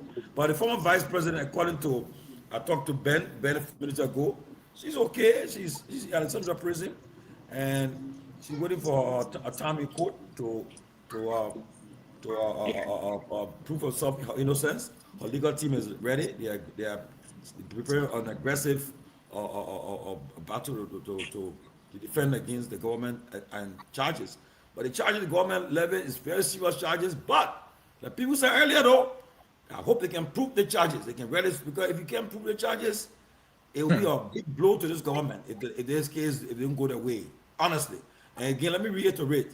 We all support the fight against drugs. We all, nobody on the platform wants the drugs to continue in our country, but we should just not, we shouldn't just be selective and Exactly. shouldn't be politically motivated. Because the question we're asking now. So the question is, if the plane that took the guys that invited the president's son to Barcelona, can you also say can you link into say can you link to say they are drug dealers too? So they said somebody said to get money. The plane the president been flying on a few days. If tomorrow somebody say the plane you were flying on that drug plane, will he be brought to court too? But there's already a question about that. Robert, come on seriously. And let me just end on this. If you are thinking about if you're thinking about the director of police being removed, say it's not going to happen. Trust me. Say it's not going to happen at all. So and I'm sorry for my brothers Martin and Wanto them who doing they people very careful for all that thing you're doing. Bringing papers all whether they bought GPT, the people not even care for it. Yeah. So we guys reporting the case to investigate. The FIU not doing it. They NSA not doing it. So I'm sorry for them. Yeah, but that is a very important point, Timothy. It will be difficult to get him out. But yes, what's going to happen if now we just speculating here because of what we hearing from outsiders that we asking to recuse or step aside.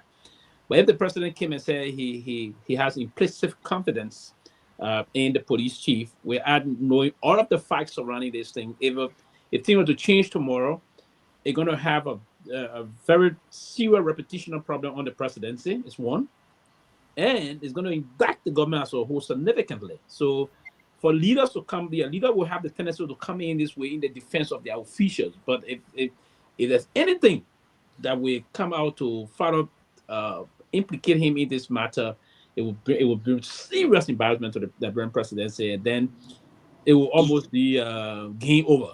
Like on the game be over on social media, say game over for the government moving forward. And it's going to be a massive blow that and not only massive but irreparable kind of a blow that you cannot easily redeem yourself from. And as you said also, before I move on to Mr. Nabu quickly, the two other the Malaysians and the other fellow and the Colombia that were linked to this issue, trust me, they're going to come out to vehemently disassociate themselves with Sheikh yet.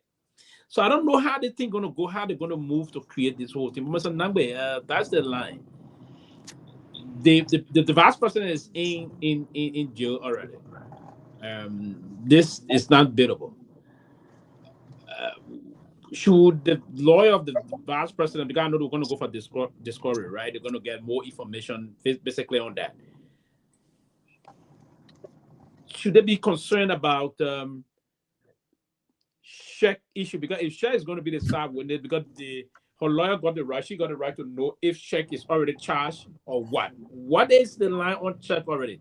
Is Sheikh already considered a criminal also? I mean, allegedly involved, or have the government already not prosecuted the case against Sheikh, meaning drop the charges to use him as a political witness? I mean, as a not political, as a state witness, because she ought to know that as the accused. So should Yeah. she and her So lawyer be pushing this to for them to tell the Liberian people what is the status of Sheikh now? Is he charged already, or was he Mr. Namir, charged and the charges dropped? Mr. Namir, can you give me 5 seconds? you know, I I just think wanted to add. Mr. Namir, can you give me five? I'm gonna leave. Just 5 seconds of your time. Just add. Even if they were to drop the charges, check. As far as I'm concerned, the last I checked, he's a fugitive, in Maryland, from the last case. I'm not sure how he left the country, but I think he's wanted in Maryland, as far as I'm concerned. So how does that even? I mean, his credibility in this case as a star witness could possibly hurt the state case. But I'll follow. I'll continue to follow the show. Thank you. be safe, Robert. Look, Sylvester, I'll tell you this. Gabriel Matthews always told us government is hard to fight because it has far reaches. It's an octopus. I think first of all, I think we are assuming too quickly that Basiru might be, the star witness, but I suspect that this government may have other remedies available to it. One, they have forensic digital analysts. There is a lot of evidence that I believe, according to the reporting from other sources, including Martin Colley, that is out there that they can follow. They can follow on. Two, don't count out the possibility that this very Stephanie Audrey woman could be flipped and turned state witness. So the government has, I am sure they have. Again, we're assuming here this is a government that will have its act together, even though in times past they're proving to be very, very disorganized and chaotic, and therefore they've been beat several times. But it appears this time they may have a lot, available to them. So yes, I think Sheikh will be easily discredited. You're right, because as Robert indicated, this is a criminal. He's a fugitive, and other disqualifying reasons. But I think they may have other options available to them. And so again, it would depend on the lawyers as well as the former vice president's lawyers. But yeah, I think they will quickly devour Sheikh Basiru because of what you just stated and what Robert stated. But I don't. I hope it is not the star witness that they depend on. Remember, St. Jackson and others. They mentioned the name Fina Bono in the early days of this trial. I mean, of this ordeal. I mean, she was in the belly of the beast. You know that, and so she may also have a lot of eyes on it. She may have had eyes on a lot of things. And I'm not in any way implicating. I'm not implying anything. But I'm just saying, I think this government has a lot of options outside of Sheikh Basiru County. Okay. Junkie says, is it possible that we take few calls? So we can take few calls. Stop telling your friends and of you just keep calling or let them get up with chance. Those I know that lady always calling Junkie. How you doing? What's going on over there? What you doing? Yeah, we can take few calls then because I know before you then for you. Then he has a warner on air. Go ahead, talk. And so just before going to the lines, let me just chip in few seconds. Yeah, go ahead, please. Yeah, adding to what almost all of you said, except Ernest Toure, who is in my mind prejudicing this whole Joel issue, because Toure in fact is trying to modify or try to invent his own definition of money laundering, since indeed he wants to by all means justify the reason why Madame Joe is involved. Another thing too, you need to understand that. While you talk, I want you to, when you're done with this thing, Google the Financial Action Task Force. It tells you specifically every jurisdiction has their own very, very way of categorizing money laundering. Read it. It's a document. It's there. Go on Toure, the AML website, and also it will give you that. Okay. yeah, you spoke, you were not interrupted. You know, I got a few seconds to go to the line. Toure, why you should understand that I really want you to take key note on.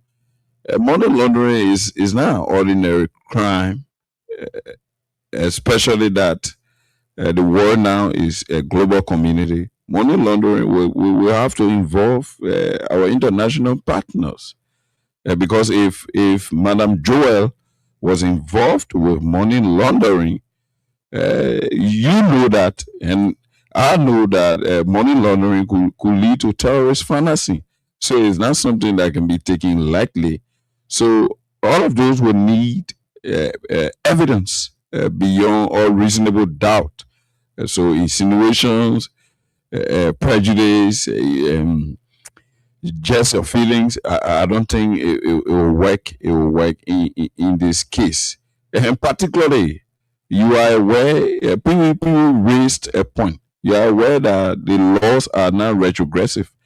Laws are made for the future. Laws are now made to target people because junkies Morris drank a bottle of water, and that water did not belong to him. It belonged to Toure. So a law will be made tomorrow just to target Junkies Morris. I think at the time Junkies Morris committing the crime by taking a bottle of water that did not belong to him, the law that was already on the book should apply to whatever penalty that Junkies Morris will bear.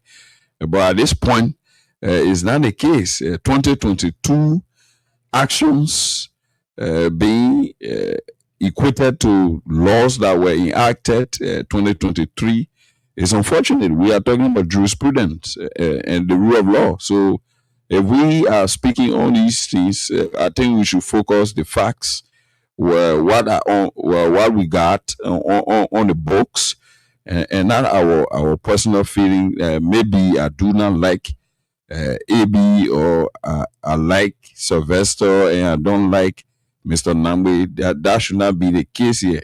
Everything that is going on with this case involving Madame Joy is very clear. In fact, the manner and form in which her going to jail was being expedited and fast tracked, all of that are concerning.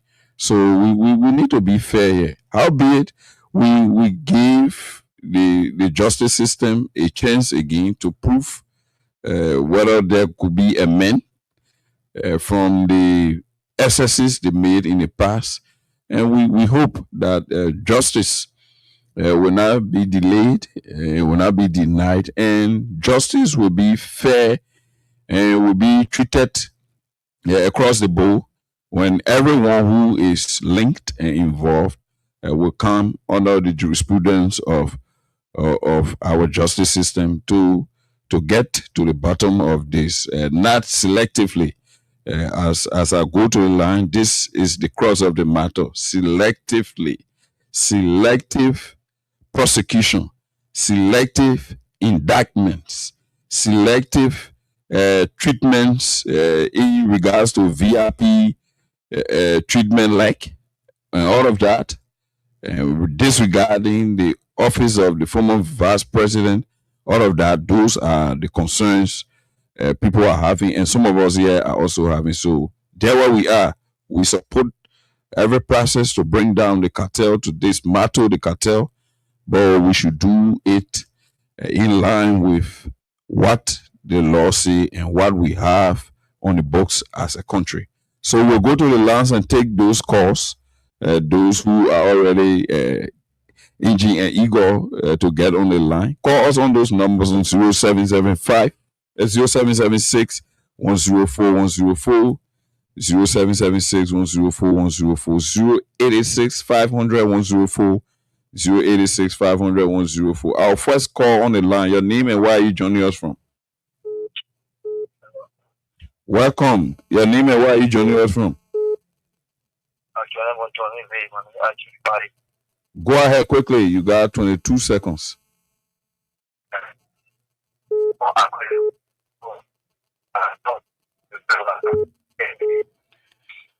Your line is you are coming in faint. So we will go. Yes, we go to line 2 quickly. Welcome to the closing argument. This is Freedom FM 87.9. Thank you very much. This is a common business. My name is P1P Willie. I'm a member of the Concern and Bureau for Justice. I call him so good this before. You got 22 seconds quickly. Thank you, Tony. This government, they are not ready. It's not often like grand people. Justice and investigation are all cliche to this government. They are all tools that they are using. Is this government serious? When you go to power, if you want to investigate past regime and this vice president for drug related crimes, it was expected 2024. This government take power in 2025 or 2026. This is not just that happened in 2026. How then will you arrest somebody in association with 2026 matter? Then you carry it back to 2021 and what have you? This president, we know him. This president has never solved problems. This president has never provided remedy to anything. Okay. He has divided everywhere. He has destroyed everywhere he can. So he destroyed the eye. Never just pray that like blood not be damaged by this president because we haven't, like I say, everything on it was have been destroyed. Okay. Everything has been destroyed. Line 3. Oh. Make adjustment now. Yeah, lower your monitor. Still talking about black on a potential West. Welcome to the closing argument. Have your say. My brother, thank you for your topic on the discussion in the people. Well, if you see this country where it's proceeding now, it does they didn't have a potential of Western. Some people who is going know who saw war in the country, they are very sad. But what you need the federal government is what they are heading now. What they are heading now. Completely, we are heading to trouble. But the next election, who are the Lord because they are sitting there, all the things happening. If anything will break out in the country, my brother. Nothing will happen. We go back to line 1. Your name and where are you joining us from? Go ahead. Stop sleeping on us.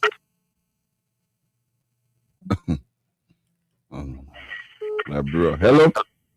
Yeah, hello. Welcome to the closing argument. Yeah.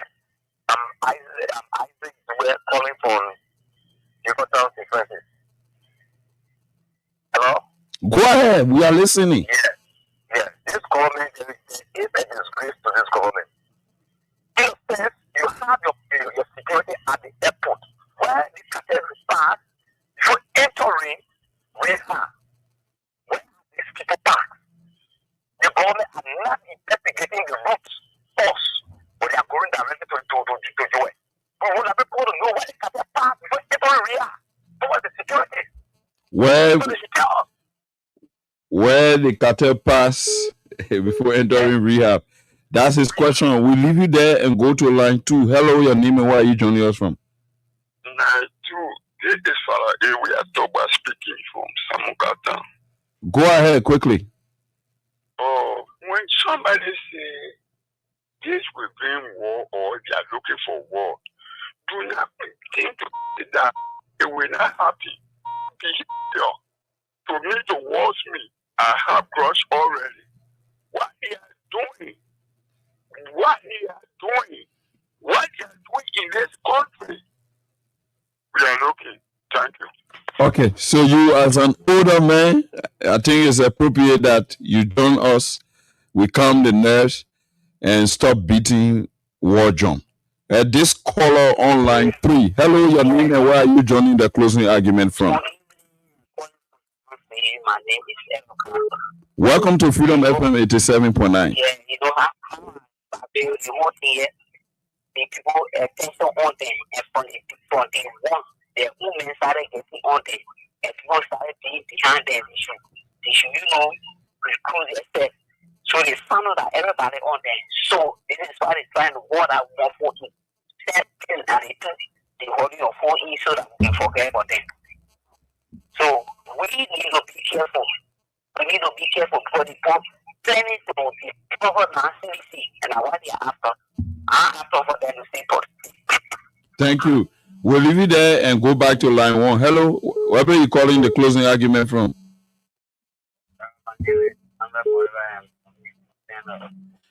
We got many calls here, so when you call, then you speak up. Hello, this caller, your name and where are you joining the closing argument from?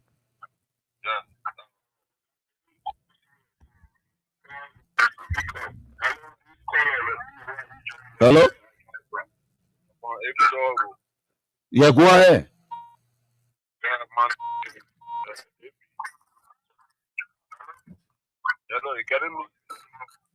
When you prepare, then you can come back on. We do not have time here. This call. Hello, your name and where are you joining the closing argument from?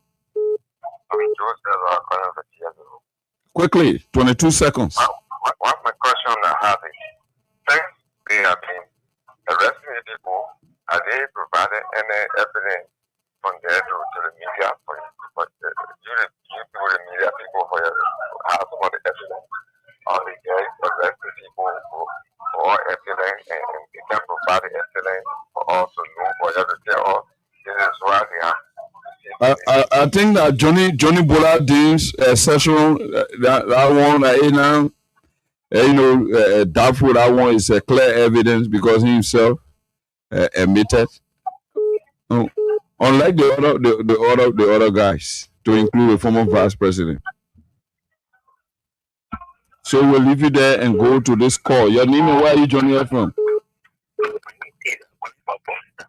Go ahead quickly, 22 seconds. Yes.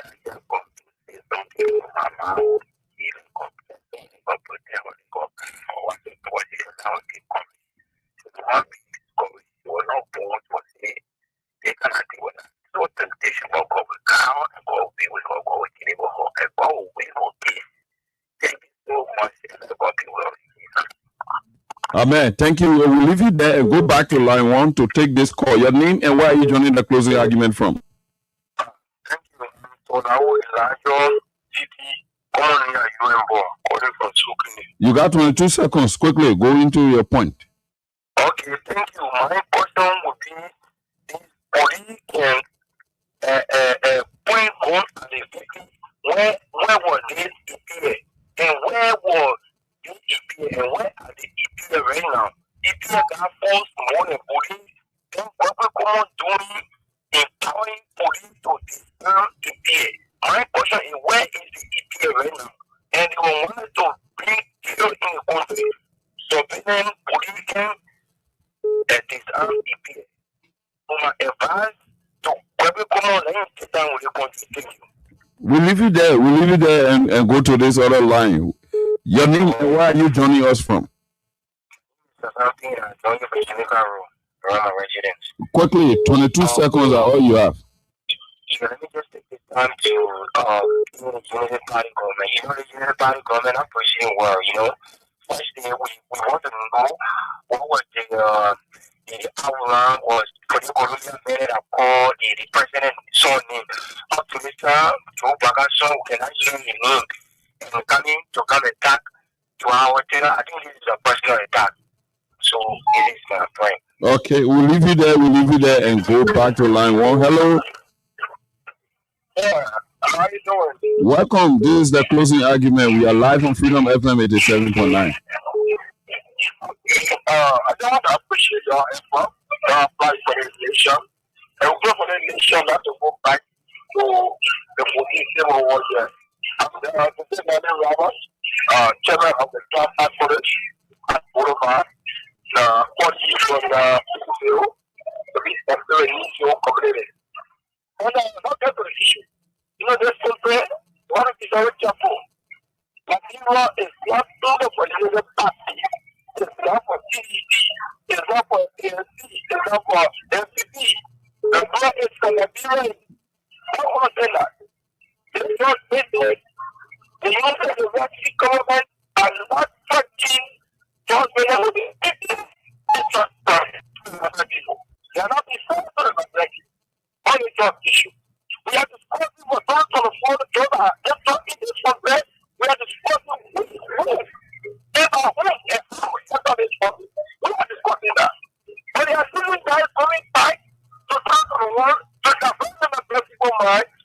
a real issue on the something you know now drug issue. Even in the thing you know now drug issue, even the Ebola issue, there have been no account.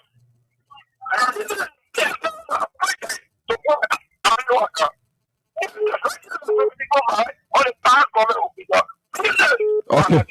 Okay, we'll leave you there because of time. We take our second to the last call. Follow your name and where are you joining us from? Yeah, Jackie Morris. Welcome. Yeah, this is Ronnie Kelly. 1 million we are sharing. Follow up the wrong question. You got 22 seconds. Yeah, thank you, Papa. Bro, Jackie Morris and your panelists are in the diaspora. Let me tell you today that our country are cracked. Our country is going down in drain. When you have 85-year-old experienced president and this 85-year-old man, the experience is damaging the country, then it becomes catastrophe for our country. Today, where are Paul King? Where are Peter King? Today, what is Boladin? Johnny Boladin, where is he? Okay. Today, where are the other people? Okay. We'll leave you there and squeeze this exceptional call. Hello. Go ahead. You got 12 seconds. My name is Matthew. I'm calling for the 12 seconds. That means you should speed up. Yep. Government is losing balance. And I get playing these political tactics, to come back to the game. But they just focus on 2029 instead of, improve the lives of the 20 people. And they are deceiving themselves because we see the truth. It's not hard, the truth cannot be hidden forever. So thank you. Okay, cool. Good night to you. And Mr. Nangbe Ebi, Chief Timothy Josh, those were the views of Liberians across the country. My time is almost up. And I can just close and then I'll say bye-bye to you guys. Sure, go ahead. Thank you. Go ahead. Yes, and so our callers want to say thanks for calling. Those that tried calling and could not get you, thanks for keep following and watching, listening to us. This is the closing argument, and we are here live on Freedom FM 87.9. We are also carried live on Truth FM 96.1, Care Radio, Radio Bayou, and other radio stations around the country. My name is Junkies Morris, and I will be here on tomorrow. I don't get nothing much to say, but let's keep the peace. Let's remain peaceful. When we are peaceful, we'll have everything that we are fighting for. We have it being realized. I got a question for you before you go quickly. Is it your principal, Dr. Chambers, who has gone viral with the physiology terminology? Have you seen that clip? Yes, the word exsufflicate. Thank you very much. Yes, because I think the government, especially the case regarding Madam Joa Howard Taylor, the police is trying to exsufflicate this case, puffing it up, and it's just an empty scenario. So, good night from my end, and I want to say bye-bye. Maryland. All right, my brother Maryland. Have a good night. 87.9. Thank you. Thank you so dearly.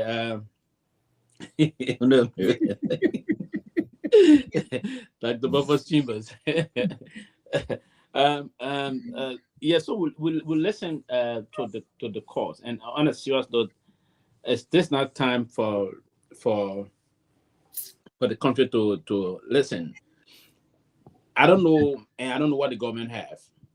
The government should be having something that they're relying on very strong. That I don't know. But what we're seeing from the indictment and what is being said at this time, I'm afraid the same thing that the past government did with the former Chief Justice Gloria Musu-Scott. When I sat here also at the time and said, I think the government is headed for something that may not be good. and they found means in the sacred court. The sacred court brought them down guilty, but the Supreme Court went through it and said no. And said no. So I mean, this is going to be a difficult thing. But we have Joey Williamson. Yeah, Welcome. Joel Williamson. Joel. Okay, sorry for the mispronunciation of your No, name. that's fine. That's fine. Mr. Williamson. I was the last time was in the country in Lofa. When the Congo boys came with it, this all the sing to with the Loma boys now also we have we don't sing, give us sing. Yeah, can sing. Yeah, can sing. There you go. Monba sing. Come back sing. So today is a big day for me. But I'll take this as an honor to be on closing argument. This is a big day for me, and I like that. I listen to the arguments and the different views. So are you a Basel Williamson or a Grover Williamson or Peter Williamson? I'm a Crew Williamson from Lexington, Sino County. I'm a Crew from Lexington, Sino County from my father's side, and I'm also from Edina. Okay. In Grand Bassa County, okay? And the son of Councillor Williamson, the late Councillor Joseph Williamson.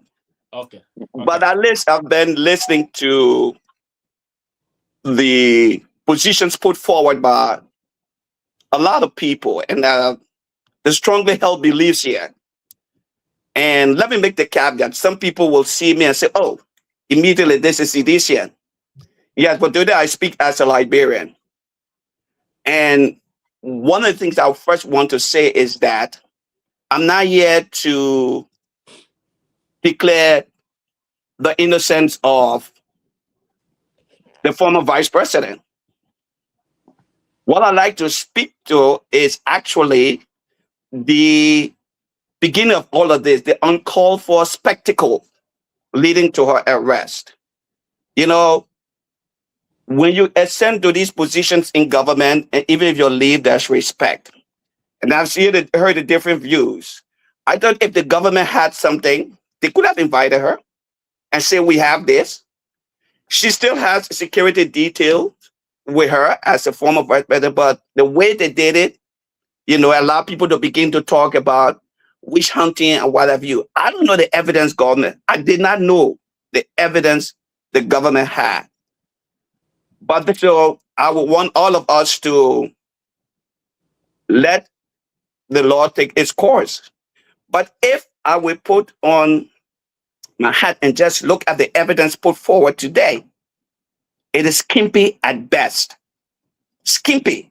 Because if you're going to talk about a $370 million drugs that were found in 2026, and all you can go back to is $75,000 given to her organization, of $45,000 and $15,000 in August, but linking none of those things to me to have the drug got into Liberia.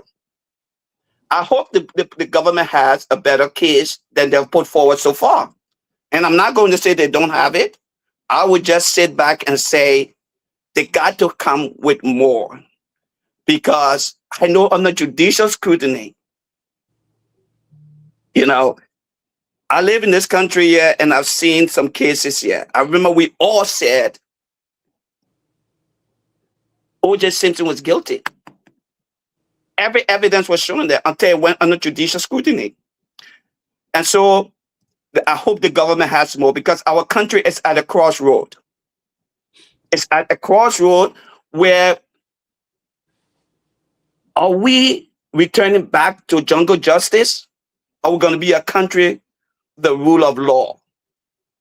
And I think so far, I'm not going to impugn what Gregory's done, but what the investigation, I think there was some mishaps along the way.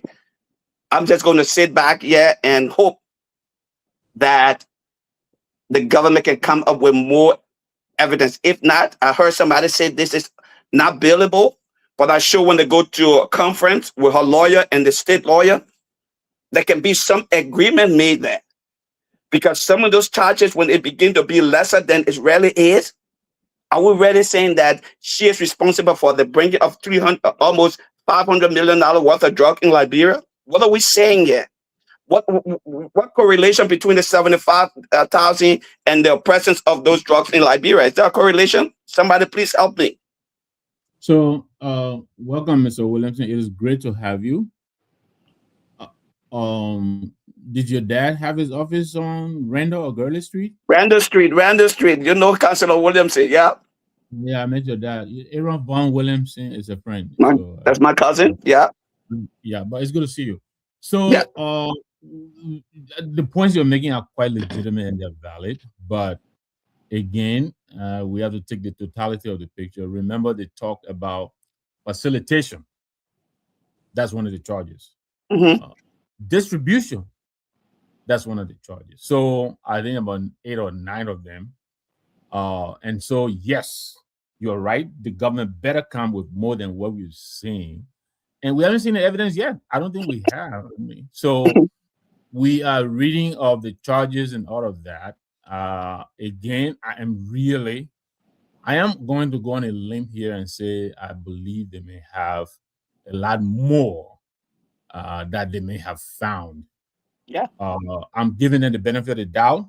But again, you're right. They don't have a good track record of stellar prosecution. And so you also will be your observation will be well founded. But I think we should all wait and see how this plays out. But you're right. We talked about some of what you raised.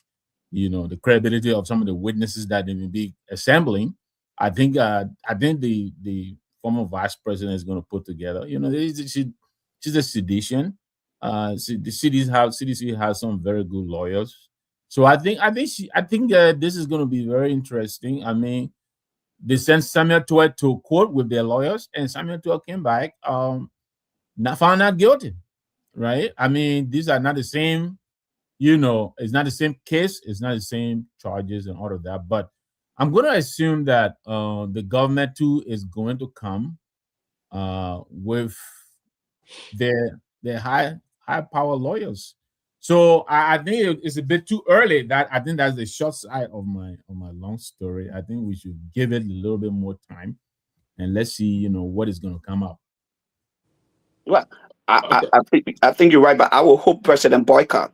I'm going to lean on him and hope that the man that I know, the deacon that I know, okay, will understand what this whole prosecution means for his administration, and he will take a careful look on this from a more statements-like place. Let's put politics aside, and I don't want to say, look at this, what's happening here, and say CDC is going to put on lawyers. This is not about the CDC administration. Yes, it's the vice president. This is about Liberia and the rule of law and how it's going to be perceived. Because I'm hearing in the chambers of the West African corridor that they see a political witch hunting.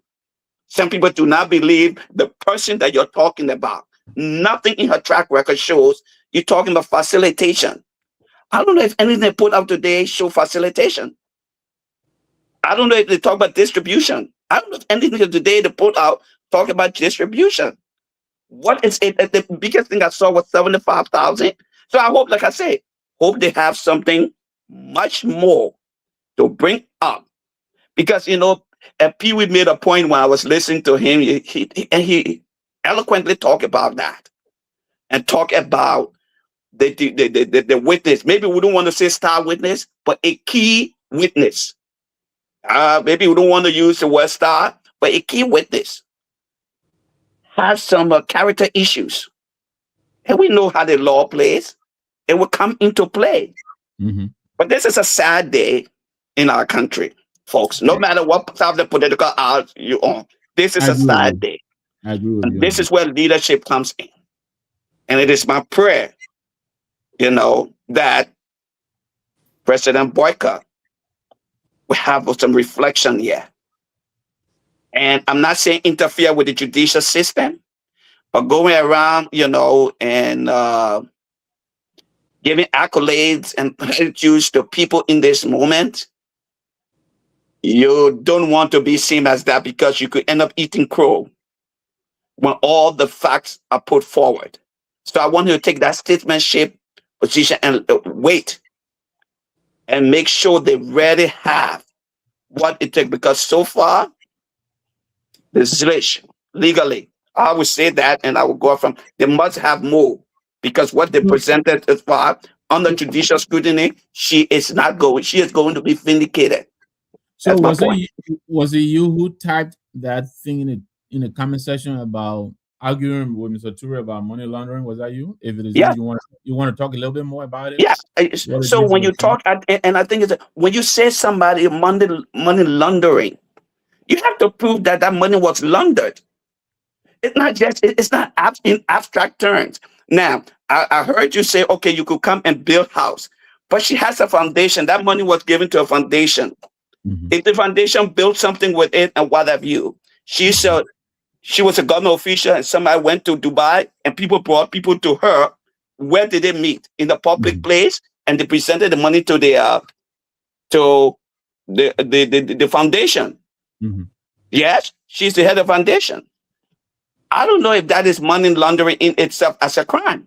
Don't you see the probability of, say, maybe $5 million coming to the foundation and the foundation spending $20,000 locally or whatever it is? Don't you see that possibility? No, but we have to show a 5 million team and they I know. spend. I agree with you. That's corruption. Maybe corruption or investment, that is a different from money laundering. Yeah, but Because if you want to say you give me $5 million and I spend, I misappropriated the funds. I don't know if that's money laundering. Mr. William, let me just hold you there quickly. Yeah. But Mr. Number, to that point, if there was any 5 million, right? No, I'm just extrapolating here. I'm not okay. Because the reason why many legal minds or other folks or political commentators are trying to go more deeper into this analysis is that the government came up with her charge sheet already, the line of the indictment. What they're going to use in court. They already won. This is not a speculation no more. They're not at the police station no more. They went to court today. It's from the court. They drew all those on. Everything is there. Eventually, discovery, they're going to know the state versus the defense going to meet to try. And that's one of the reasons why I think the defense lawyers are saying the entire team, none will go on radio to discuss or any talk show, if you will. Right, because they want to preserve, they want to, it's for some tactical reason as to what they're already saying. They don't want to come and divulge or disclose their strategy, if you will. So they say all this thing. They named the 75, there's 45, and now the 15. The 15, according to them, came recently in this August of this year. So and as Mr. Williamson was saying, it is possible that they may have come, okay, this Bashiri had a kind of a relationship with the president, met her before and said, okay, but I got some of my business partner that probably we want to see, because she said, oh yeah, I got my guy, I know the vice president for a fight. I need to ask them when she got those issues, talk about it. Oh, I got my charity, my foundation. Oh, I hope your investor, and you say, I hope your investor can come and help. Because these are investors, right? Yeah, they look up. So in that line, okay, the investors say, okay, we'll give this, we'll give that. To turn that into saying she colluded with them, there was conspiracy. You have to go beyond the preponderance of evidence to prove that, beyond all reasonable doubt. And what they've established, and before I put it back to you, is far from that. And I'm not saying for me, I'm afraid. It's far from that. I will hope, and that's what I said the last time. Despite we are from the same town in Lofa, the same town, not Lofa alone, but the same town in Lofa. So if you choose up, got some level of relationship.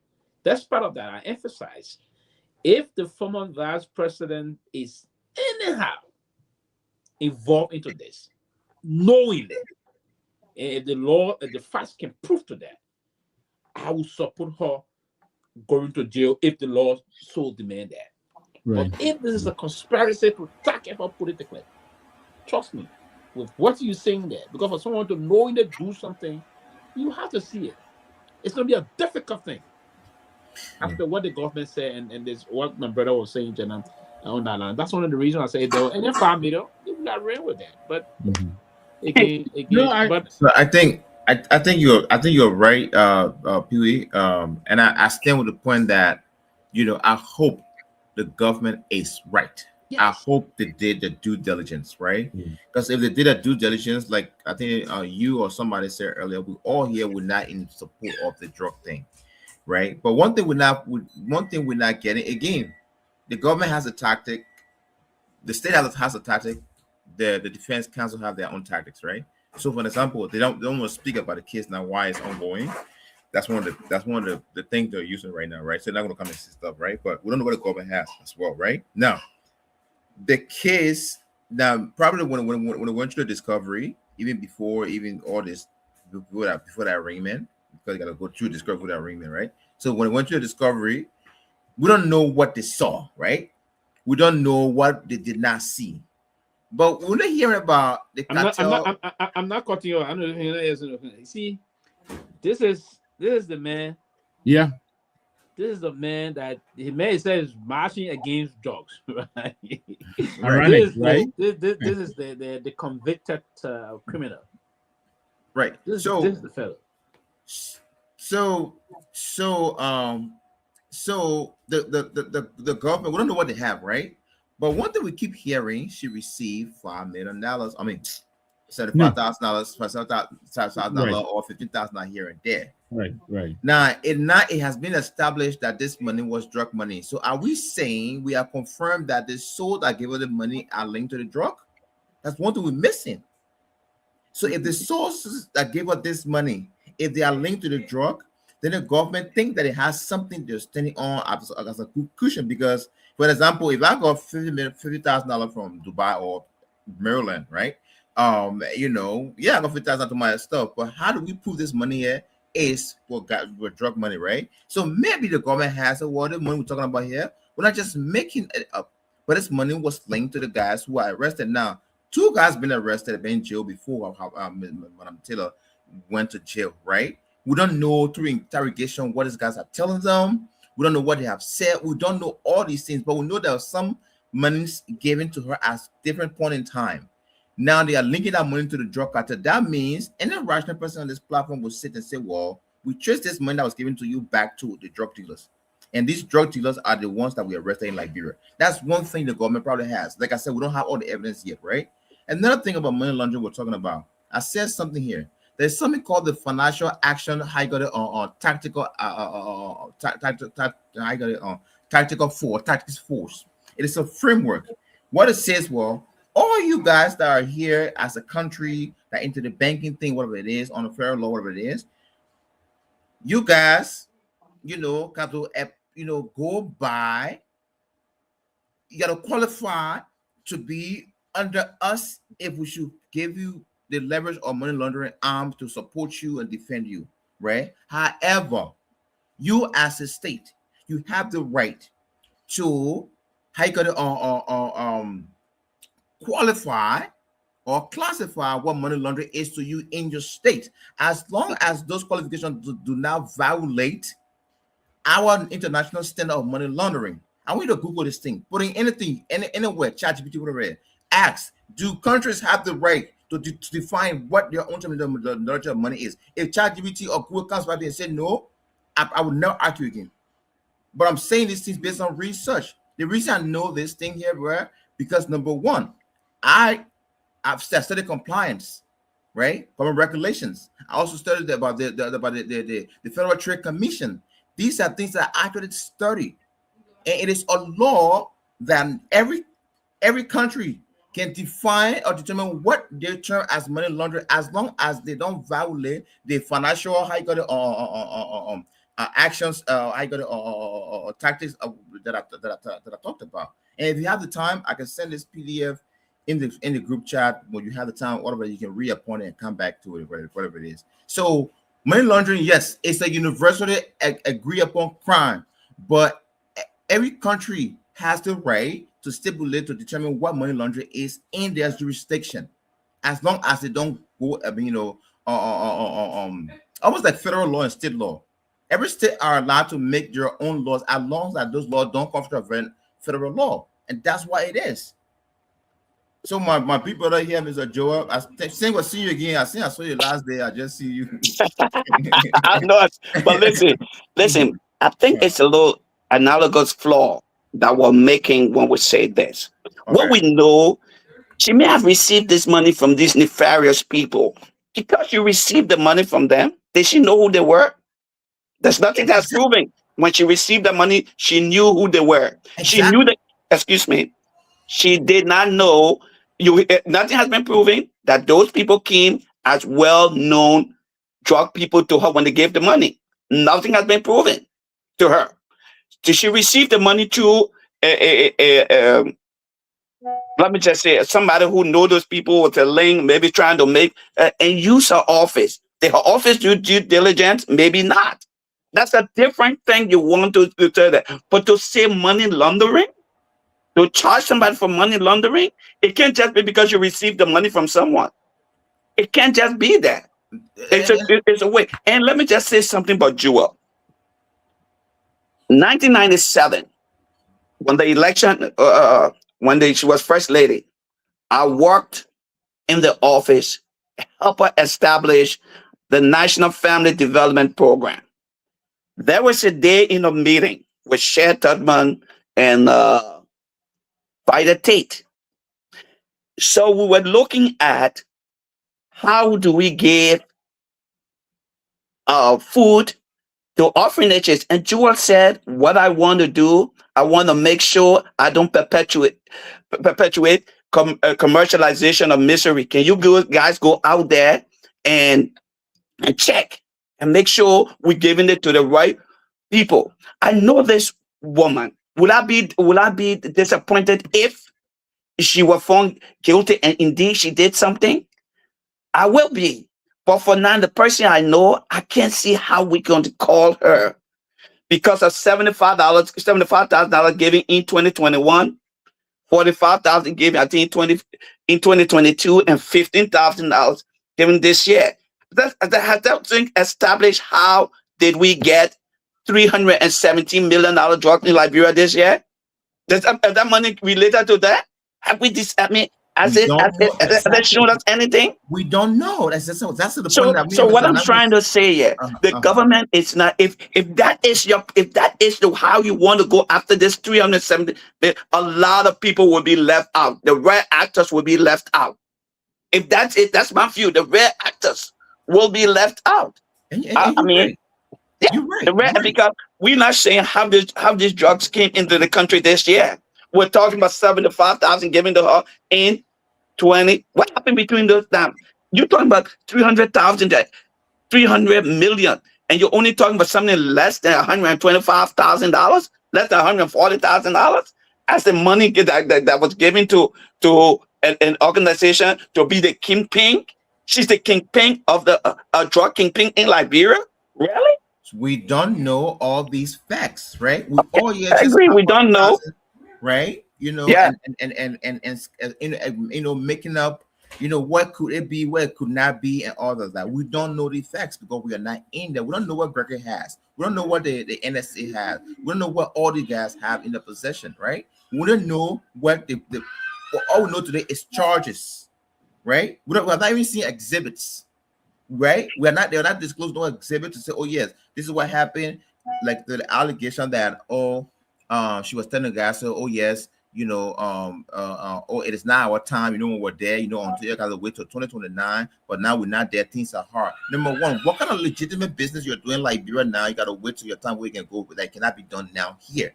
So if that it will be recording like is what true, Obama told Medvedev. Well, Obama told Medvedev in 2023 on a hot mic. Wait until we get elected. Is that a crime? If no you no no tell no somebody no wait till you get, you no told no. Medvedev on the hot mark. Wait till we get, and Republican tried to use it against him to say that was that a crime? Okay, So you fine, can just take that fine, statement alone on the law fine, and fine. say it has to be more said. Mr. Wilson, I hear what you're saying.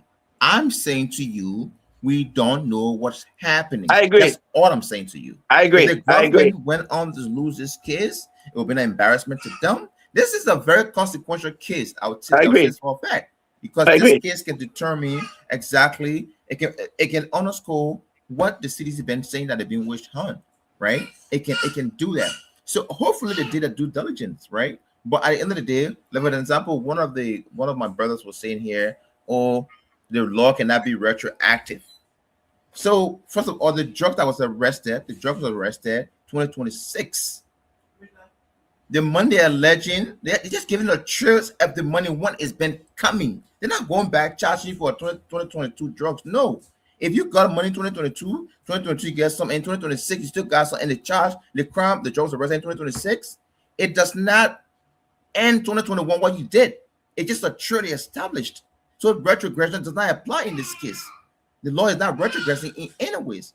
So at the So end of the day, are we questioning people that were giving flights to Barcelona? Are we questioning people they say you had this affiliation or this picture was taken with this person? Because the only crime that I see here is because she received money from those people. Are we concerned about other people who were in the proximity of those very nefarious people? Are we concerned about those things? Or so only Joel Taylor? so like you're listening to the show before you come on the show, I said to Mhm. you, when people are building cases, usually they start charging with the one what they think they have with evidence in their belief, right? What they have in front of them, right? This is what I have, and I cannot. Mr. Williamson cannot get out of this. We want to charge. Let's go ahead and charge him until they can find enough evidence on Sylvester Nangwe or Toure. They will still be investigating, but the one that got evidence that will charge them. Like the two So we guys. don't know if somebody took a trip by these people. So you know, in the thing about Roma, no Roma lacks the element of truth. Okay. No Roma lacks the element of truth. Okay. And all I'm saying here is, your police, you follow those rumors. If it's Roma, you bring this person. Have anyone or other people been brought in for questioning? We don't That know. we say they traveled and there were pictures they were taken with them. Have we got the end of those things? We don't know. We know that we haven't had this information. We haven't had them question. Exactly. We don't know. So we Okay. don't know if they've been questioned or not. We don't know. We don't know what they have. We don't know what they don't have. So yeah, okay. Look, I don't want to see this thing as political. I don't want to do it because if I call Jojo Boyka name, Jojo, no, I don't want to do that. Ture, we know what they have already. We saw the indictment. Yeah. It is in the indictment. So this is no longer the just charger. Indictments are not exhibits. Indictment, I said, this is what you are saying you did. This is what you did. This is what you did. Right. You received this amount. No, the core issue will be there. You received something 5,000.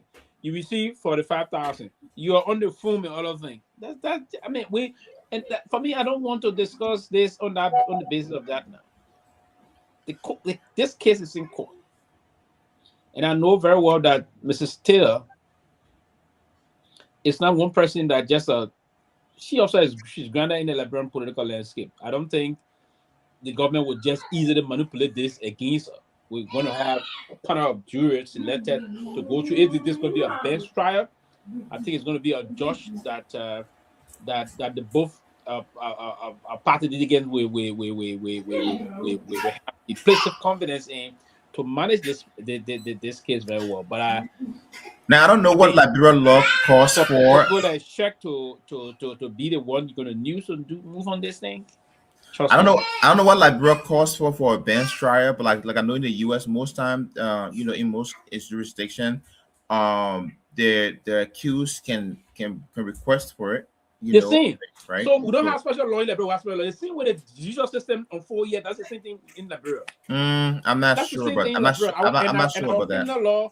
Our criminal law was even basically tailored after most of the laws here in this country. That's true. That I know, but I don't know. So the same process you have a jury trial where the judge will charge the jury getting the rule of engagement. You know what I'm saying? The same thing here. Hear what I'm saying? So the bench trial is where the judge will sit and hear the case. Yeah, what I'm saying, I understand bench trial, I understand all that. What I'm saying, I don't know how it's done in Liberia. If the judge asks, if the defense asks the judge to have a bench trial, or is something that judge can just say it's gonna be a judge can be is that unilateral decision the judge takes? No, it is the right. Again, it's the same here, the same there. Let me repeat the right of the defendant to. It's the right of the accused to ask for bench trial. To ask for it to accept it or to not accept it. Oh, okay. Yeah, that's that. I didn't know that. I didn't. So I heard somebody use the term collusion. I think we all live here and we understood when we talk about collusion.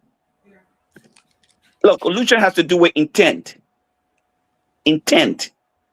When she was receiving that money, that I don't know if we can prove intent. Look, It has to be the exhibit. Look, the call came to your phone in Dubai, and they told you we give you this money to accept to facilitate us coming to Liberia. So when you talk about exhibit, you can show me a check. That's an exhibit. You just show me the check coming there. That's an exhibit. So let me The, ask the you, money was going, it went into your account. That's an Mr. exhibit. Williamson. Mr. Williamson, Yeah. Mm. is there a specific uh amount for that qualifies for money laundering? I know you seem to suggest that No, 135. I don't think, no, it can be, yeah, no, I don't think it's a specific amount. It's Okay, what you do with the money when you get it. okay, Just because you receive money, the money has to be laundered. right, Either turn illegally, you got the money and you turned it into something. It doesn't have to go back to the source, but normally it will find its way back to right, the source of illegality. It was so what we're saying that she received the money from some people who probably were drug dealers. If I had an organization, somebody work, it happens here in America. People, I remember I go back to Hillary Clinton. Hillary Clinton gave Trump back his money, where Epstein money, they sent it back to the foundation. yes. But because you got the money from Epstein, who's a bad character, does that mean you're part of Epstein nefarious No, act? no, no, no, no, no, Epstein no, contributed. No, Epstein no. was a molester of young people, contributed to many Democrats' campaign. That is a great example. Okay. Yeah, I mean, I agree with. Look here, even here in Jersey, Bob Yes. Menendez, Menendez, all of those people. Do that Fetterman, mean? all the guys Yes. that but I'm just asking the question because again, I think we're all agreeing here that there's going to be a very difficult case, but I think we shouldn't start taking it apart and acting that some aspect of this case is so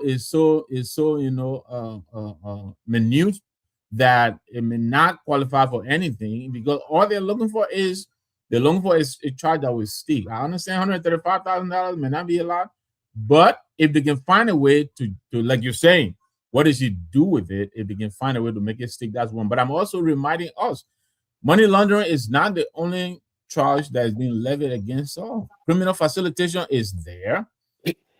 Illegal, distribution without license is there. Distribution of what? Drugs, narcotics. Okay. So It's on the charge sheet. So that's what I'm trying to say. If what's on the charge sheet, it's okay. What they do is a heavy crime.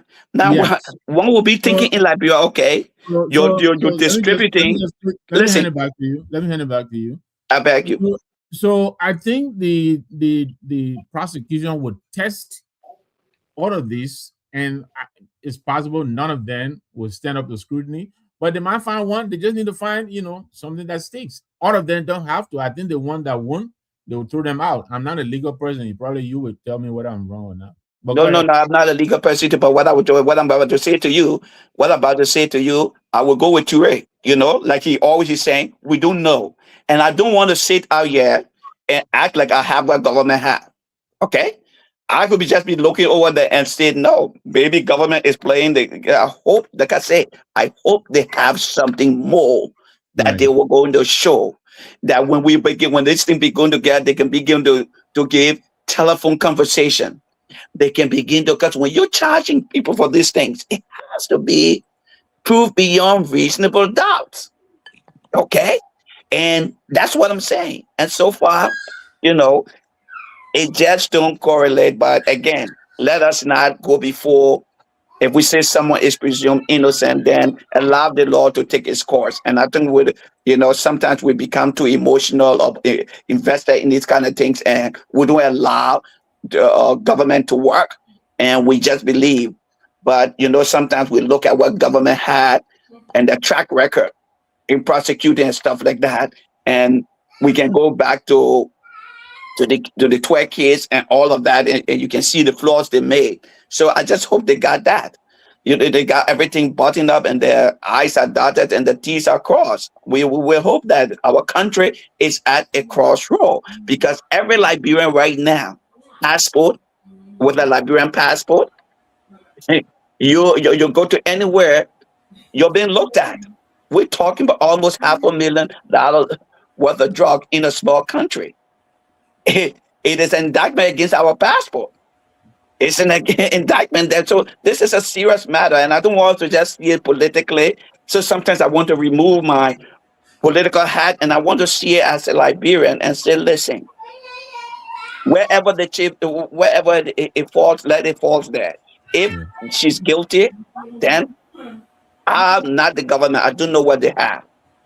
I don't know why. It just surprises me that this person will be brought forward, but because it surprised me, doesn't mean that she's innocent. So I'm Right. going to just take my position as I said first. Let us wait. Right. Let And me then, ask and you then this, though. Yeah. Sorry, True. Let me ask you this. Don't you think that if the former vice president is being accused and thrown in jail for palling around with some of the people who are in jail now, and yet Miss Stephanie Audrey, we haven't heard anything about her.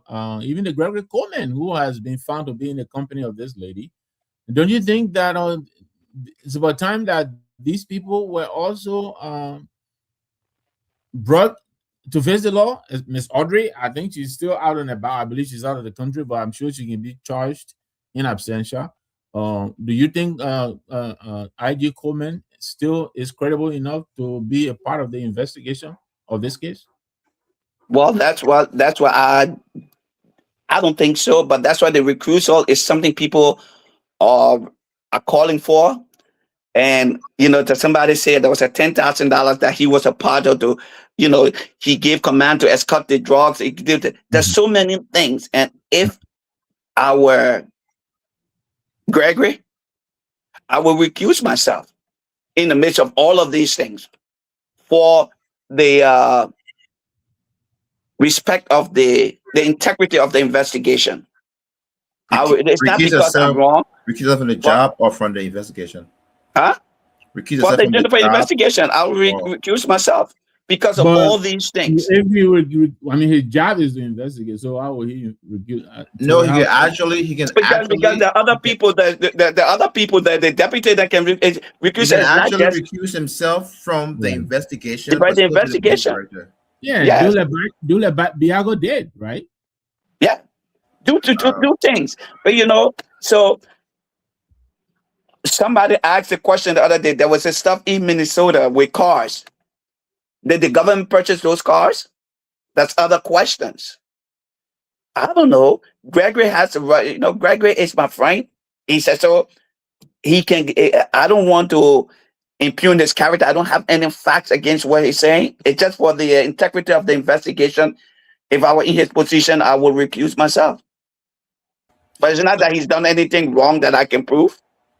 yeah, so that is a decision that an individual will take, most especially an individual who is within, knowing what he or she is doing, knowing how hard they're working, knowing what kind of leads he or she is following.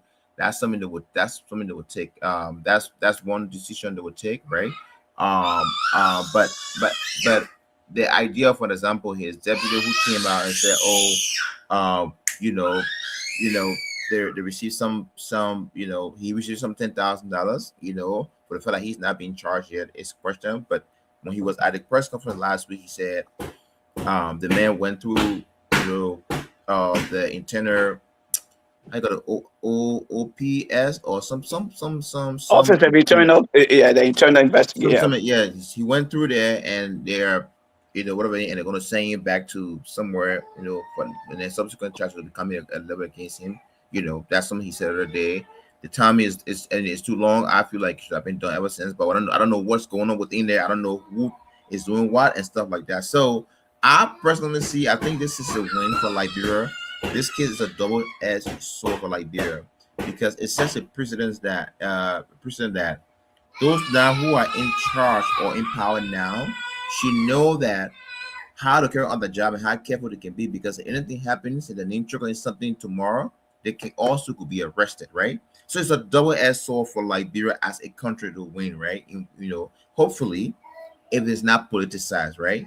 And it's another thing where, for example, if Madam Taylor is actually involved, it's another win for the country where you can at least say, "Oh yes, it doesn't matter how big you are, we're able to bring you down and stuff Yeah, like that that." that So no one's above the law. Yeah. so at least we can all say that, right? So But for the fact that we just here, like I So, always said, I'm sorry, but just use that as part of your closing because we're closing so we can start it up. So, why you on just close? right. So at the end of the day, I would say to everybody, Liberians for watching, who are I'm very, to be honest, if you ask me, I want I'm hoping that the government is right. Like I'm really, really, really, really, really, really, really like I'm 99.9999999% hoping that the government is right. That they have done a due diligence, they have done everything. That's my hope, right? Because anything to fall short of that, right? It would be a very, like I said, this case is very consequential to the Union Party government and the administration, and also speaks volume for a human rights violation or political persecution on international laws, whatever that may be, right? There's a lot of things that could go on with this case here. So I just hope that they have done the due diligence. If she's not guilty or she's not found guilty, then as a matter of fact, she should be let go. But if she is, I personally believe that she should not have special treatment. She had no right by the Constitution to have been informed or invited. There's nothing guaranteed on the Constitution. As a matter of fact, they dignified her today. She went to the court for the charges she has. She had handcuffs on her. She was dignified today. She went to court. Her hands were free. She got in the car by herself, and subsequently went to the central prison because, like we all alluded here, it's a non-buildable charge. This case, so she can get out bail. She can get no bond and stuff like that. And even some people asking for help arrest. I mean, house arrest. I don't think she deserves. I don't think any suspect for this case for our constitution deserves house arrest. If you're sick, we'll take you from there, transport you to the hospital, bring you back. Whether it's Joe Howard Tiller or whatever it is, I don't think anybody deserves any special treatment in this case. But that is sticking with hopefully they are right. They got all their things together. If not, then I think it's an embarrassment to the government. Mr. Lamwe, we're closing now. Yes, thank you very much, Sylvester, and also Abraham and Joel and Tamlin in the back, also junkies. Thank you also to our audience. Look, I think these are early days, I believe. In this case, I think there is a whole lot of it that we may not know about yet, and so I will caution myself to be careful. I don't want to be categorical in any position I'm taking here, but I have to say, yes, I think I was indignant. I think all of us expressed, our disappointment over the manner in which the former vice president was taken in, because she was, for all the reasons we're giving, a former first lady, a former senator of the Republic of Liberia, and a former vice president. A lot of us believe that she was entitled to certain courtesies because of the stature in society. But again, from what I saw today, I'm taking a little bit of consolation. I think the government has listened, in my opinion. I saw her today. She seemed to be dignified in her appearance, both her procession and recession in the court hall. And so, again, I hope that her legal team is going to bring it, just like the government is going to. Like all of you have pointed out, especially Sylvester and Joel. This is going to be a very difficult case for the government, it appears. But again, we don't know much about it yet. But great show tonight. Thank you guys very much. It's been great being with you. Hope to be back with you again tomorrow. Thank you, Mr. Williamson. Well, I only have one thing to say. Thank you to Closing Argument. This is my maiden conversation. I am happy to be. I've listened to you guys and seen you guys, and I want to thank you a whole lot for what you do, informing Liberians in the diaspora and at home about what's going on. So I'd like to thank you from the depth of my heart. As to this case, again, I want to be very clear. I'm not here to proclaim her innocence. I'm just here to say let due process take its course. And I will caution Liberians not to politicize this from either the opposition or the government. Don't politicize this matter. Liberia is being watched. This is a crucial moment. And I don't want us to politicize it. Let me close by saying that in the beginning, I said to myself, I asked myself the question, is why are there a lot of drug cases coming up under this administration? Is it that they are very vigilant, or is it that it is what they are doing and they are accomplices to this? I don't know the answer to that. It could be that they are vigilant and now things are coming up. So let us wait and let us not just go out there and cast aspersion on what the government is doing. Let us be calm and let the law take its course. Thank you. Thank you, Joel. We look forward to seeing you time to time on the show. Whenever you have the time, you're fully welcome to join us in looking into the politics of the country, both politic, maybe social, religious, every big thing. It's everything. But you most highly welcome, and we thank you for your own side of the contribution. That was a very excellent contribution from you today. So thank you, gentlemen. We look forward to also looking more into this. Yeah, today we didn't discuss it, but tomorrow I think we will look into that. The first batch of third-party deportees arrived into the country, and the New York Times is reporting that the government received $5 million, and the information minister refuted that today. So we're going to look into that tomorrow, hopefully, and a lot of and a rate of other national concerning issues. Thank you, gentlemen, and good night.